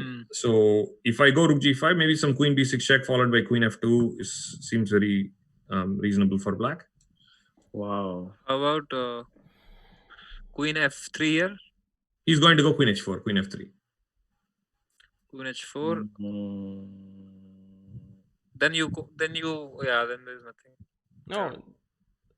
It's pretty lost, yeah? But then can I go rook h5? Oh, so queen f3, queen h4, rook h5. Yeah. Then I have to play queen g4 then, yeah? Then it's not so bad. Oh, actually queen g4, you will take and play rook g5. Yes. So let's play it out. Queen f3. Which way should I go? This check doesn't make sense anymore because it's bishop e3. So if I play this, you're going rook here. Fair enough. This looks... Wow. I'm not sure why I didn't play this, and I haven't really analyzed this in a while. So let's try to see if we can figure this out. Queen f3. Yeah, because moving away the bishop might not be a good idea. Like, then white is okay. Exactly, right? Moving... Yeah, like bishop h4 may not be so good, right? Because... Yeah, then yeah, he wasted everything, right? Yeah. So he has to commit to this. So maybe queen h4 is like the sort of only move. But if I don't have anything for rook h5, I'm lost, right? Rook h5, bishop h2. Yeah. Bishop h2 check is running into king f1. I don't see anything. Maybe bg4, rook h4, bishop f3, and then you have rook h3 again. h3, rook c8. But I don't know. Looks lost. I'm just playing it out to show, I guess. So the idea is, I think white is winning a piece here. Yeah. Some possible counter attack, but white is winning a piece. And if queen g4, I think white is winning a piece. Like queen takes, rook takes, and rook here. No. Here maybe h5, yeah? Ah, okay. Of course. What h5. am I and I think black is better. Of course. Maybe I'll trap your rook. No, I mean, rook gets out, but of course, h5 is simple. I think... I guess this is what you saw during the game. Yes, that's right. Honesty. Finally, you found what you saw. Yeah. Absolutely. Why would I play otherwise, right? Oh man. This is kind of obvious that it's losing. Nobody nobody would do that. So okay, I played bishop e3, and he plays queen h4. Actually, bishop e6. I'll get to the critical point. Rook takes d6 and queen h4. And here I played queen d2. Let's see if you guys can see what... I mean, my whole idea was, of course, I'm going to go bishop g1. So you play queen h2 check. I go king f1. Check, and I want to block. And if you go bishop h2, I want to maybe go king f2. Right? Yeah. So this rook will come in to defend that. So I'm hoping that I'm still kind of surviving. Of course, I miscalculated and I'm losing instantly here. So let's see if you can find out what is black's best variation. Okay. Is it queen h2, king f1, queen h1, king e2, then bishop g4. By the way, if I go king e2, you couldn't even take my rook. It's just gone then. Yeah. So bishop g1. So the critical move is queen h2, king f1. If queen h1, I'm going to go bishop g1. Yeah.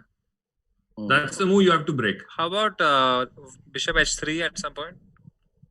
When? The queen h2, king f1, bishop h3? I could take it. Yeah, I don't see any problem. Because my queen is well protected, right? Otherwise, my queen is not protected. I think we'll have a good idea. I won't be able to do much. There are only 2-3 pieces, right? So what can I'll play this move on the board, queen h2 and king f1. Oh, and then bishop h3. But I'll take, yeah. Bishop h3 is what Samay was also considering. I thought bishop h3, pawn takes and queen takes, something happening, but nothing is happening. But the queen will come to block, yeah. So you're letting my queen come to block. Okay. Let's say you defend it, okay? Queen h1 check. Okay. You get bishop g1. Yeah. We get bishop h2. Okay. We get And queen f2 or king f2. or king f2. Yeah. If you get king f2, then we go back queen h3, h4 check. But your bishop is on h2 blocking it, right? So this will be the situation, right? So Yeah. I mean, it's kind of possible that I can think about winning if I can kind of bottle you up there. I mean, maybe black has still some moves. I'm not so sure, but yeah, this I think is what I was kind of hoping that I took the pawn on d6. I kind of invited him for an attack, and I felt very smart that I did this, right? But okay, so checks don't work. I guess let's try to see. I'll give you a small clue of deflection. My main defense is bishop g1, yeah? Mm-hmm. So what can we do? Okay, is it bishop takes... Hold on. Bishop takes f4. Bishop takes...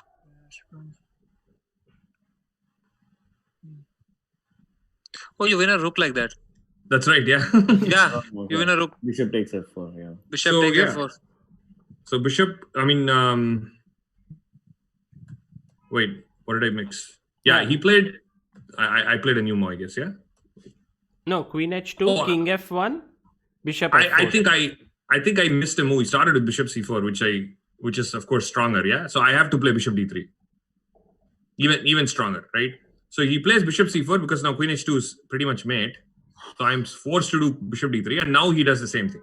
He plays actually bishop h2 and bishop f4. Doesn't really actually matters, yeah? The queen being on h4 is probably more useful. So no, can we just go back like here? Yeah, queen h2, suppose. King f1. Bishop f4, bishop f4. Should be the same, right? Queen h1, king f2, and then you take on a1. I think even that should win, right? That's right, yeah. I don't know what... I guess bishop h2, queen h2 are same here, I think. Shouldn't make that much of a difference. So, I mean, at this point, you can see that I'm playing a GM and I'm like, I can only tell you that I didn't lose this game. So that's the suspense I can build. It's like, what really happened, right? I did not lose this game. So bishop h2, king f1, he takes. Take, check, king f2, and he takes. Yeah. So he's up. This happened in the game? This happened in the game, okay, yes. Okay. And you survived. Wow. Unbelievable. And I think I got Sagar very interested too. No, because I mean, Praveen Tipse is like very meticulous in better positions. He's thinking logically and everything. And I'm very surprised. I mean, I would be very curious to know how you held this. Exactly. I guess it was kind of crazy. I've had like 2 games like this. One is this with Tipse. There's another game. I blundered a queen like out of the middle game, like right out of the early middle game against a GM. Okay. He had a queen, I had a rook. I just kept playing for like 60 moves. He was like pissed off at me because I didn't resign. And I started realizing that he's really pissed off at me, and then made me play more. So I was like, and then I think that really worked for me. Even if he made some mistake and then I drew. Oh, man. So this is the second crazy game. Okay, here what about rook h6? Oh, nice. With the hope of him capturing. But what if I don't? Then we say, please.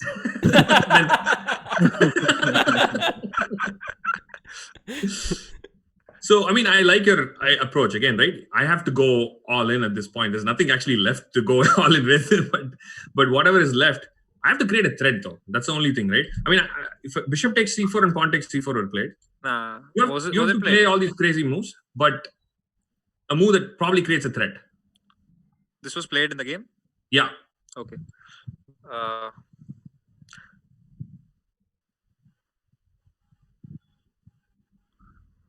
Okay.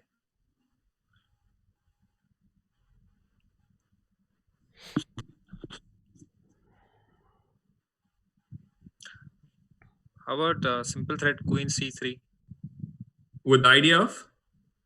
Threatening the pawn. If he defends it, threatening the pawn on c4. I didn't realize that you're actually threatening this one. So this This is more like, you're in an accident, you're bleeding everywhere. and the only thing you want to save is some blood from your pinky or something. Like you're down in exchange and down a pawn. I don't think this pawn's going to help you. So you need to actually think of something like an attack against the king. Yeah, that's Absolutely. the only way that you can say. Yeah, and you have 3 pieces. Yeah, so you have 3 pieces. That's right. And this is all happening. You want to become IM. Well, my dream of becoming an IM at this point is shattered because I need to win this game. So, I mean, not losing this game is already a miracle. So, at this point, I was very realistic, not thinking about winning this game. I did make the knock eventually.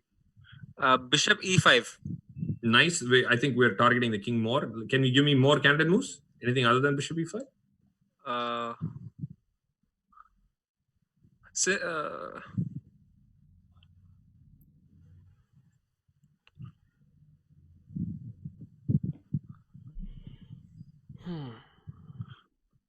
Okay, is Bishop H6 wrong? No, it's possible, right? Absolutely. That's why I'm saying you have to consider all of these moves, right? Bishop A6 actually creates a stronger threat, right? Think about this. If you play Bishop E5, what is your threat? The threat will be defended by F6. Yeah, exactly. Right? F6 is a move that really stops this, right? I mean, even if Queen G5, then F6, but okay, F6 right away. So you don't get to play Bishop G7. So Bishop H6 is more logical to play, right? I didn't even think much. I thought, okay, at this point I'm done. I'm going to play 3 more moves and probably resign. So let me play Bishop H6. Oh, you played Bishop H6? Yeah, Bishop H6 was the move that I played. And I actually realized it's not super easy anymore. Right? I mean, it's really misplaced, yeah, this queen. Yeah. So, I mean, black is winning, of course, yeah. So just a little bit of careful play is required from black. But the best part is, if you're playing black here, it's very tough to think that there is still more game, right? I think that's probably what saved me in this game, because he was expecting me to also resign and I was expecting to finish a game, and suddenly I find a resource and it looks very interesting. And now it requires very precise play from black, and that was very difficult. So here he took the bishop. Yeah, looks natural. I mean, there is no threat. You're giving a free piece. There's no check also. Yeah. I simply take the pawn. Okay. I can't believe that this is working. Yeah, like your rook down. I don't understand what the threat is. Like here, how? Okay. Wait, no. I'm going to play Queen G5, Queen F6 for a draw, right? Yeah, like he will bring his queen to G5, King H8, Queen F6 and give a perpetual check. So now black has to do something. What about Rook D8 now? Which rook? Rook F. Rook F D8. Let's see, how can we deal with this? So this should already be a draw, right? Because if I play check here, how are you getting out of these checks? Because you have to go here, yeah? Yeah. And then I give you a check here. Then you come further out? Further out, and I check you here. Now, if you try to come any further out, I'll combine with my rook. So that will be mate, yeah? Yeah. And you have to go here. I can just repeat even back and forth, or I can go here. So this is just immediately a draw, yeah? So Rook D8 doesn't work. Anything else? Okay, there's a Rook B D8. A D8. But now I simply go Queen G5 and Queen F6. Okay, same thing. So I just start checking you back and forth here. So your king really needs some room. Queen H8, King H8 is the only. Or F6, but F6 is so bad looking. Okay. Well, actually, F6 and F5 are both possible, right? I mean, I think you're right in considering that, yeah? How about Queen A2? Queen takes on A2? Just get the queen out. But I'm threatening Queen G5, Queen F6, right? I'm going to do the same. No matter what the move is, I'm going to go Queen G5, Queen F6. Then just King G7. King G7, still Queen G5. Oh man. King H8 or F5, F6. Those are very good. Let's try all of these moves. Yeah, let's try F6 first. Okay, so F6. Okay, I have only one check. I think Queen D5 check. Queen D5 check. Rook F7. Rook F7. You're dropping a rook here. I mean, it's still playable. It's equal material, right? Yeah. I think King. Yeah, I think King G7 is. King G7, yeah. King G7, yeah. Now white can get a forced draw. Really? No. Oh, okay. Is how? Perpetual checks Oh, again. nice. Oh, Queen D7 check. Loses Actually, the rook, right? loses a rook. That's right. That's a little bit of a problem, right? Any other checks you see? Again, explore all the checks. Doesn't matter. Rook H7 check. That's nice. Now, the only thing you need to do is make sure you give checks so the king doesn't escape, right? Okay. And it's pretty straight. So, first check you would give is what? Queen H5 check. Fair enough. I go to G7. Queen G4 check. And I go, the only way to escape is I have to go here. Queen D7 check. That's it. You send me right back. Yeah. So F6 doesn't work, but actually, I'm trying to remember now. Maybe Rook F7 is still playable, but the problem is, maybe the best. I'm sure he didn't want to do that. Like, I'm sure he didn't want to do that, right? I mean, even I didn't think of this. Even at this point, right? I was not so sure if I'm actually getting a draw, right? So I was really not expecting him to give up the rook like that. So F6 is tough. How about King H8? Yeah, let's try King H8. Queen D4. I have two moves, yeah. Queen D4 or rook takes, but then actually three moves. Yeah, or Rook F7 is there. Queen D4, C3, Queen C3. That's right. So you have to pick one, yeah? You have to pick one of these three checks. Let's see which one you pick. I'd rather go C3 than D4 because then my queen can slide to the G file later. Very nice. Very nice. Yeah. You get a chance to slide this way, right? Very nice. So Queen C3 check. Now, I guess the only move is F6, right?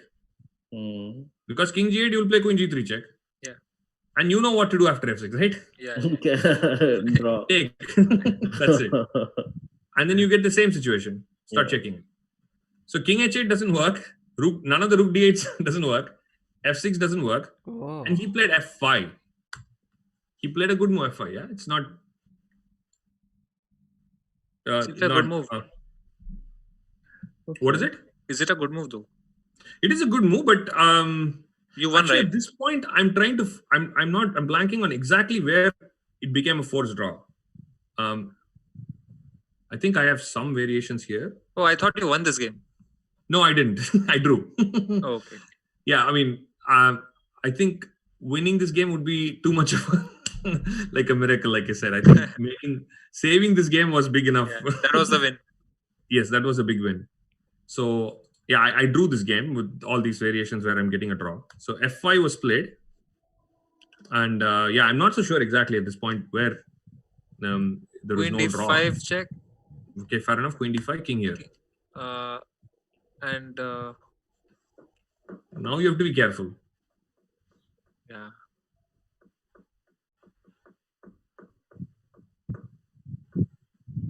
So you have a bunch of checks. You have Rook H7, you have Queen E5, you have Queen D7.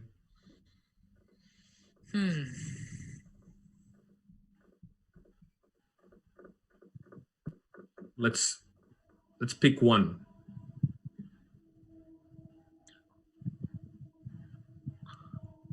If you take Rook H7, you take and check. Oh, this is so difficult to calculate. Yeah, this is not easy. This is not easy, actually. Yeah. This is definitely not easy to calculate, but you have to just pick a check to see which makes sense, right? So the point is he plays F5 for a clear reason. He's cutting off my diagonal. Yeah. Yeah. So that's the whole idea of F5. He says, you know what, you're getting a draw on this diagonal. He cut the diagonal off. My question is, do you see another diagonal?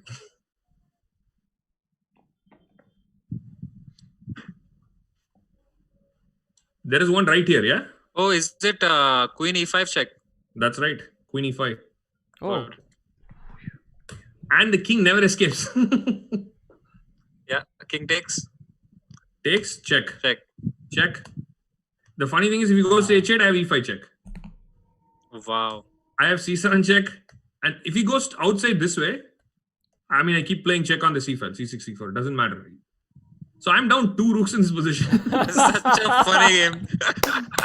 What a nice game. Wow. I think at the end of the game, we both laughed. We didn't know what to say. Oh man. He was like out of words. Why I became IM. Or this should be how I became an IM by playing such games. Oh man, this is too much You fun. know, Magesh, this game actually reminds me of a very famous game. That was played between Soumya Swaminathan and Vijay Lakshmi. I don't know if you have seen it, but if you can give me a minute, I can show, because it's so similar.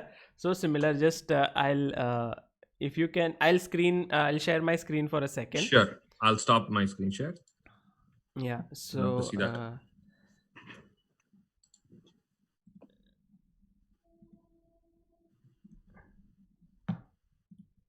And I was standing there, during this game, while it was happening. I was playing the same tournament. My game was over, and I was seeing this. I think black was Vijay Lakshmi. Yeah, here is the one. It was a draw, if I'm not. Oh, this is a short draw. Yeah. This is the. Not this.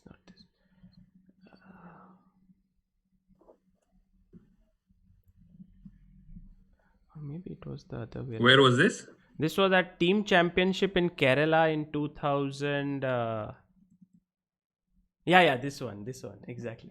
So Soumya is playing black against Vijay, and Vijay Lakshmi is the first WGM of India. So she's the first woman grandmaster, and Soumya Swaminathan is an IM and very strong player from Pune. So full game, Soumya is black and she's dominating. Okay, I'll flip the board. So she's dominating completely as black. You can see that white is completely passive here. And somehow she managed to reach this position. Like the knight is superior to the bishop completely, and then came this move d4.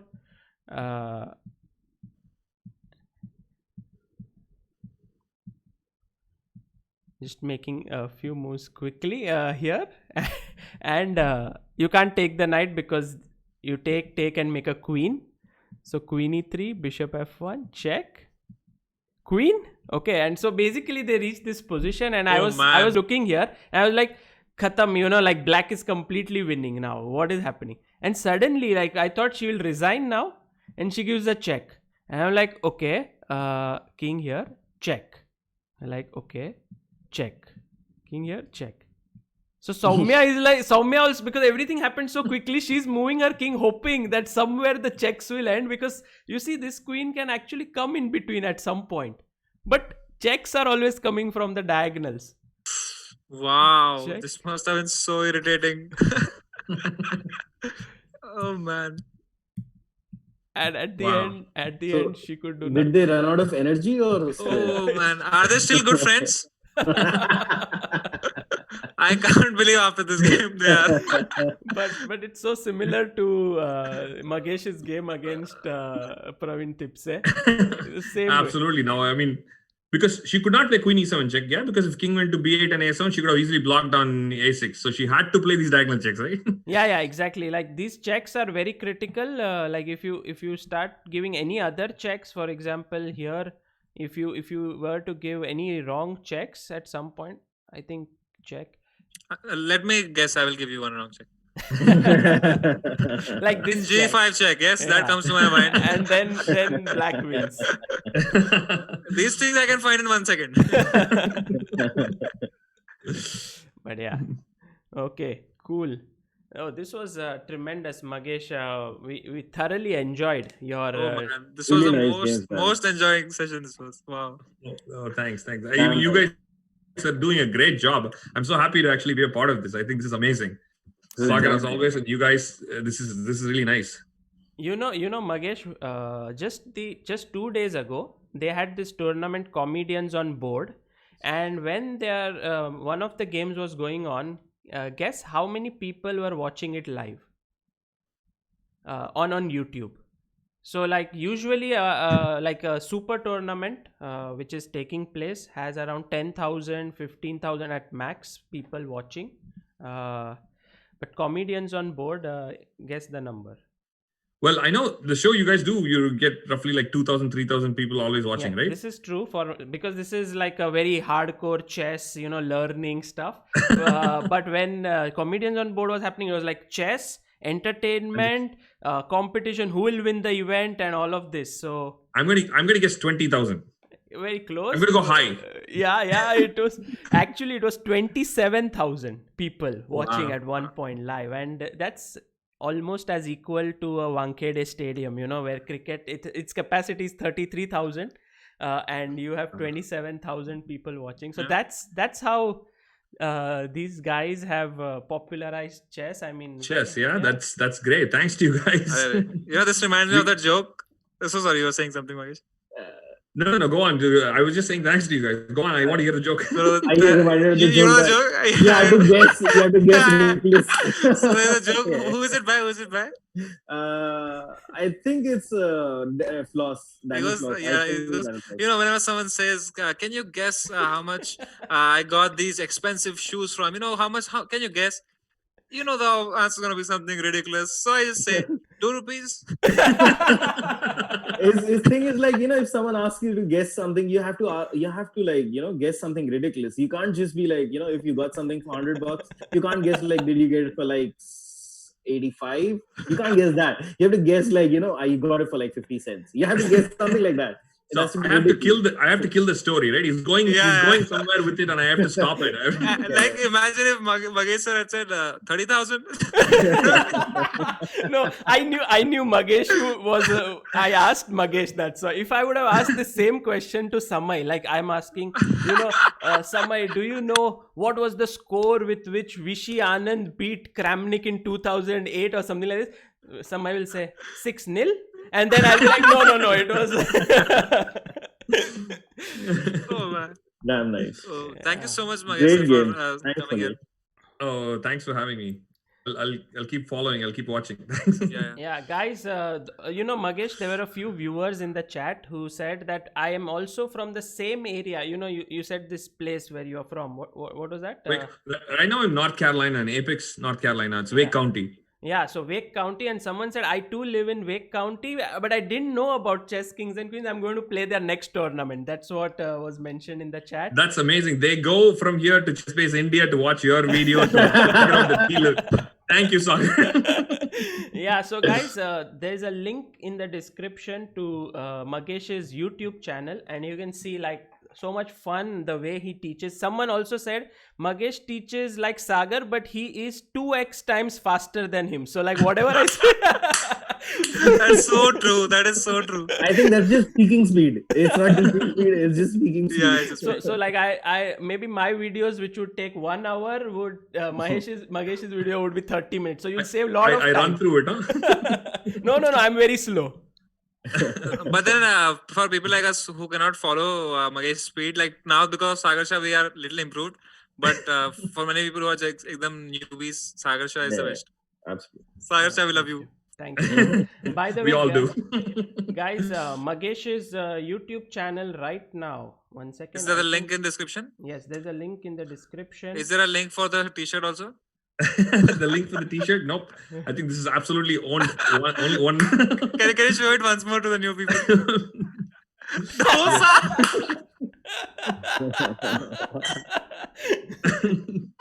Oh man.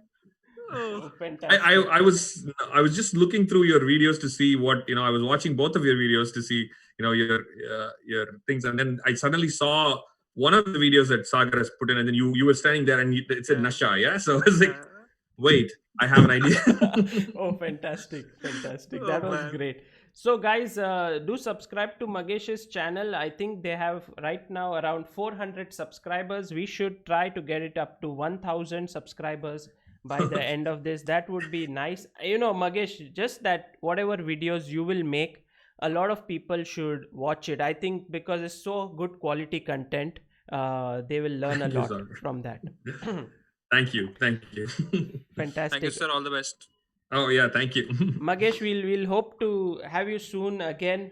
If time sure, absolutely, permits. I'd love to. Yeah, I have like 10 more games like this to show. Oh, brilliant.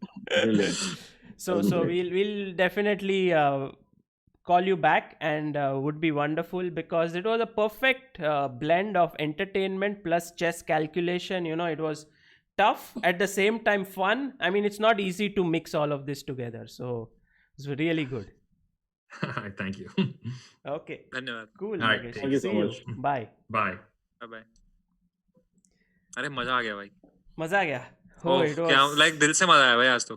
क्या बात Crazy, है. man. हाँ, नहीं तो थोड़ा सा ऐसे मतलब awkwardness रहता है कि यार कोई बड़ा आता है ना तो मोस्टली एकदम सीरियस इंसान रहता है. Magesh भाई is full so cool. cool. So cool. So मतलब- भाई वो डोसा बोलते ही बोला okay, this is where you have me. I could see Samay was like dosa के बाद Magesh had already started the game. He was showing the moves and Samay was like smiling. मैं बोला क्या क्यों smile क्यों कर रहे हो? ये opening पता है कि क्या? And then he was like, I still can't get over the dosa joke. भाई वो जो टाइमिंग था ना भाई, जो परफेक्शन से ऐसे किया ऐसे बस. But I think both of you were like on the top of your game today. You were guessing moves and you know it was very nice. Arey, the thing is when you are focused, no, then it just comes. And Yeah. his vibe was very nice. So really, I forgot about everything. I forgot about chat. I forgot about, my so many things. And chat was also like pura shant today. It was like only chess moves. They were only saying just the moves. It was like they were focused completely. I could see at some point for nearly 5 minutes, no one was even writing a message. Like there were around 1,500 people watching, but everyone was like focused. And when Magesh would ask a move, they would all be putting in the moves. So Beautiful. very nice. Guys, so thanks a lot. I think today we'll not look at Tal game because it was similar to Tal game, yeah, like Magesh Yeah. games. So Mahal game.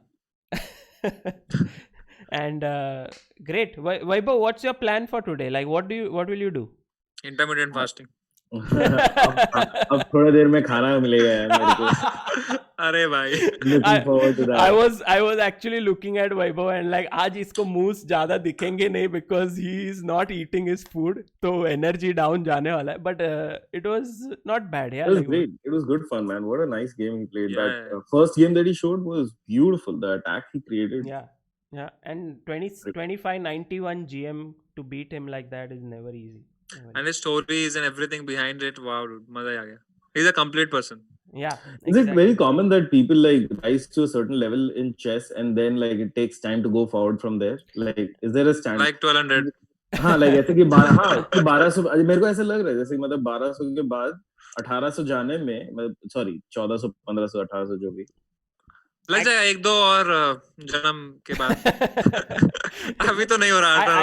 I think every player faces a stagnation point in his chess and it comes at different levels multiple times. For example, I clearly remember Vidit struggling very hard at the rating of 2450 to 2550. You know, this range, he was there for nearly, if I'm not mistaken, for 5 years, from the age of 14 to 19. He would gain rating, he would lose it, he would be there somewhere, and then at the right time he switched and within 3 years he reached 2700. You know, so it was not like कि वो 5 years में he was not improving. He was, but he was just not gaining that. कुछ तो miss हो रहा था and suddenly he gained. And I think same is with every player at every level. You stagnate, but if you can fix your problems, like whatever you are missing out, I think one of Vidit's main problem was he couldn't convert winning positions. Like he would be pawn up and वो जीत नहीं पाता था, like he would miss something. So I even remember he started training in that segment very specifically. Like he would take positions pawn up wale and try to play against computer, try to play against opponents, and you know, so identify where you are going wrong in this and what is stopping you from improving. It could be converting good positions, it could be opening preparation, it could be end game, and then start working on it somehow. Ask people like कैसे मैं इसमें improve करूँ, and you will see slowly you will improve there. That's too good.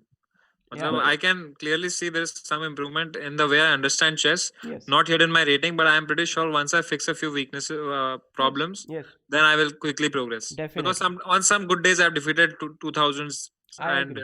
1800s also. I agree. And And today's IMs.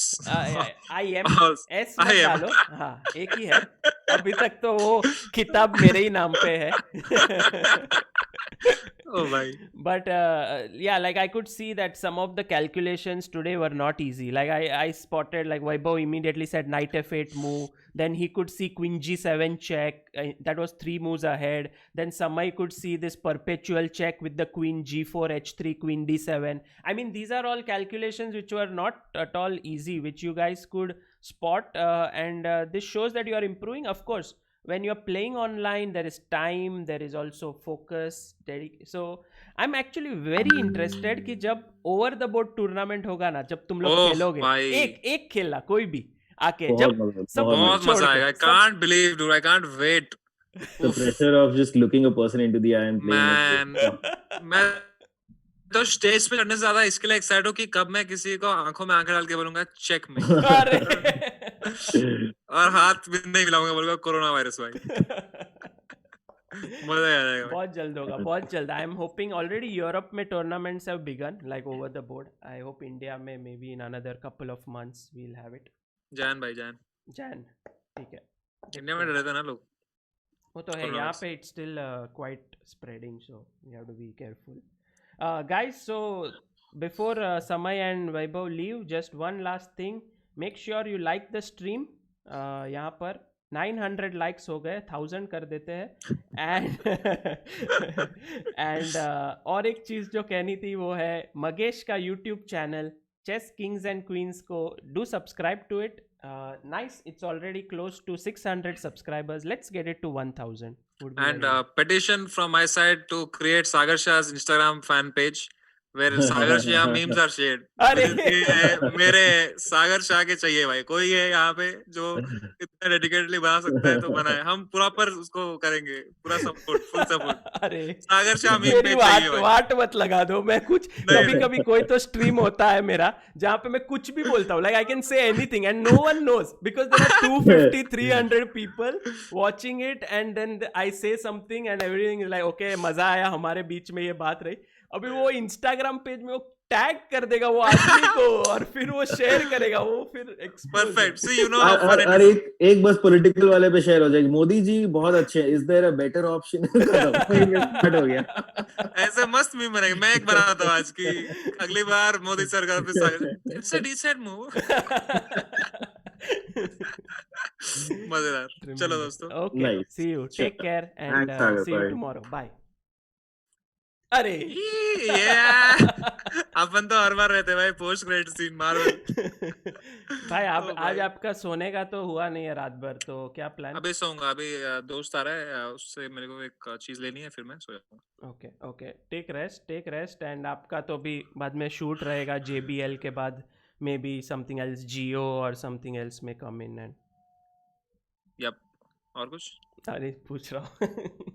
ChessBase India का sponsorship चाहिए मेरे को. अरे वो तो आप दिल में भाई, क्या स्पॉन्सर. हो गया. चलो भाई, सागर भाई, ठीक है, take care, bye, good night.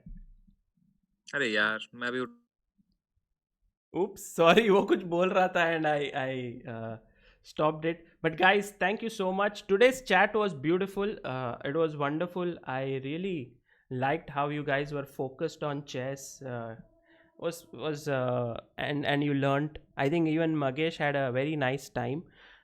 And also, I think there was something I read in the chat yesterday about the chat not being very nice in yesterday's show. So I was not focused on it. So sorry for that if anyone was hurt, because finally this is happening on ChessBase India. But I guess most of you guys have great intentions. Even the moderators are doing a phenomenal job when they are working, here, putting up links and everything. So thank you for that. We will meet today, later today. I think I'll come online once more. I am not sure at what time. But very big news is on Thursday. We will have Timur Rajabov coming in the evening on Thursday. He is a phenomenal player, top player in the world, and he's going to share a lot of interesting stuff. One of his favorite openings is King's Indian, and he will be there. So I'm very much excited for it. Rajabov will come on Thursday. So please make some time for that in the evening around 5 o'clock. That is planned 5 or 5:30. I will put up the stream. I will schedule it well in advance, and I'll see you guys there. So thanks once again, everyone, for such great love and support, for all those who sent super chats, for chats and everything. I'll see you tomorrow, today evening. Bye bye.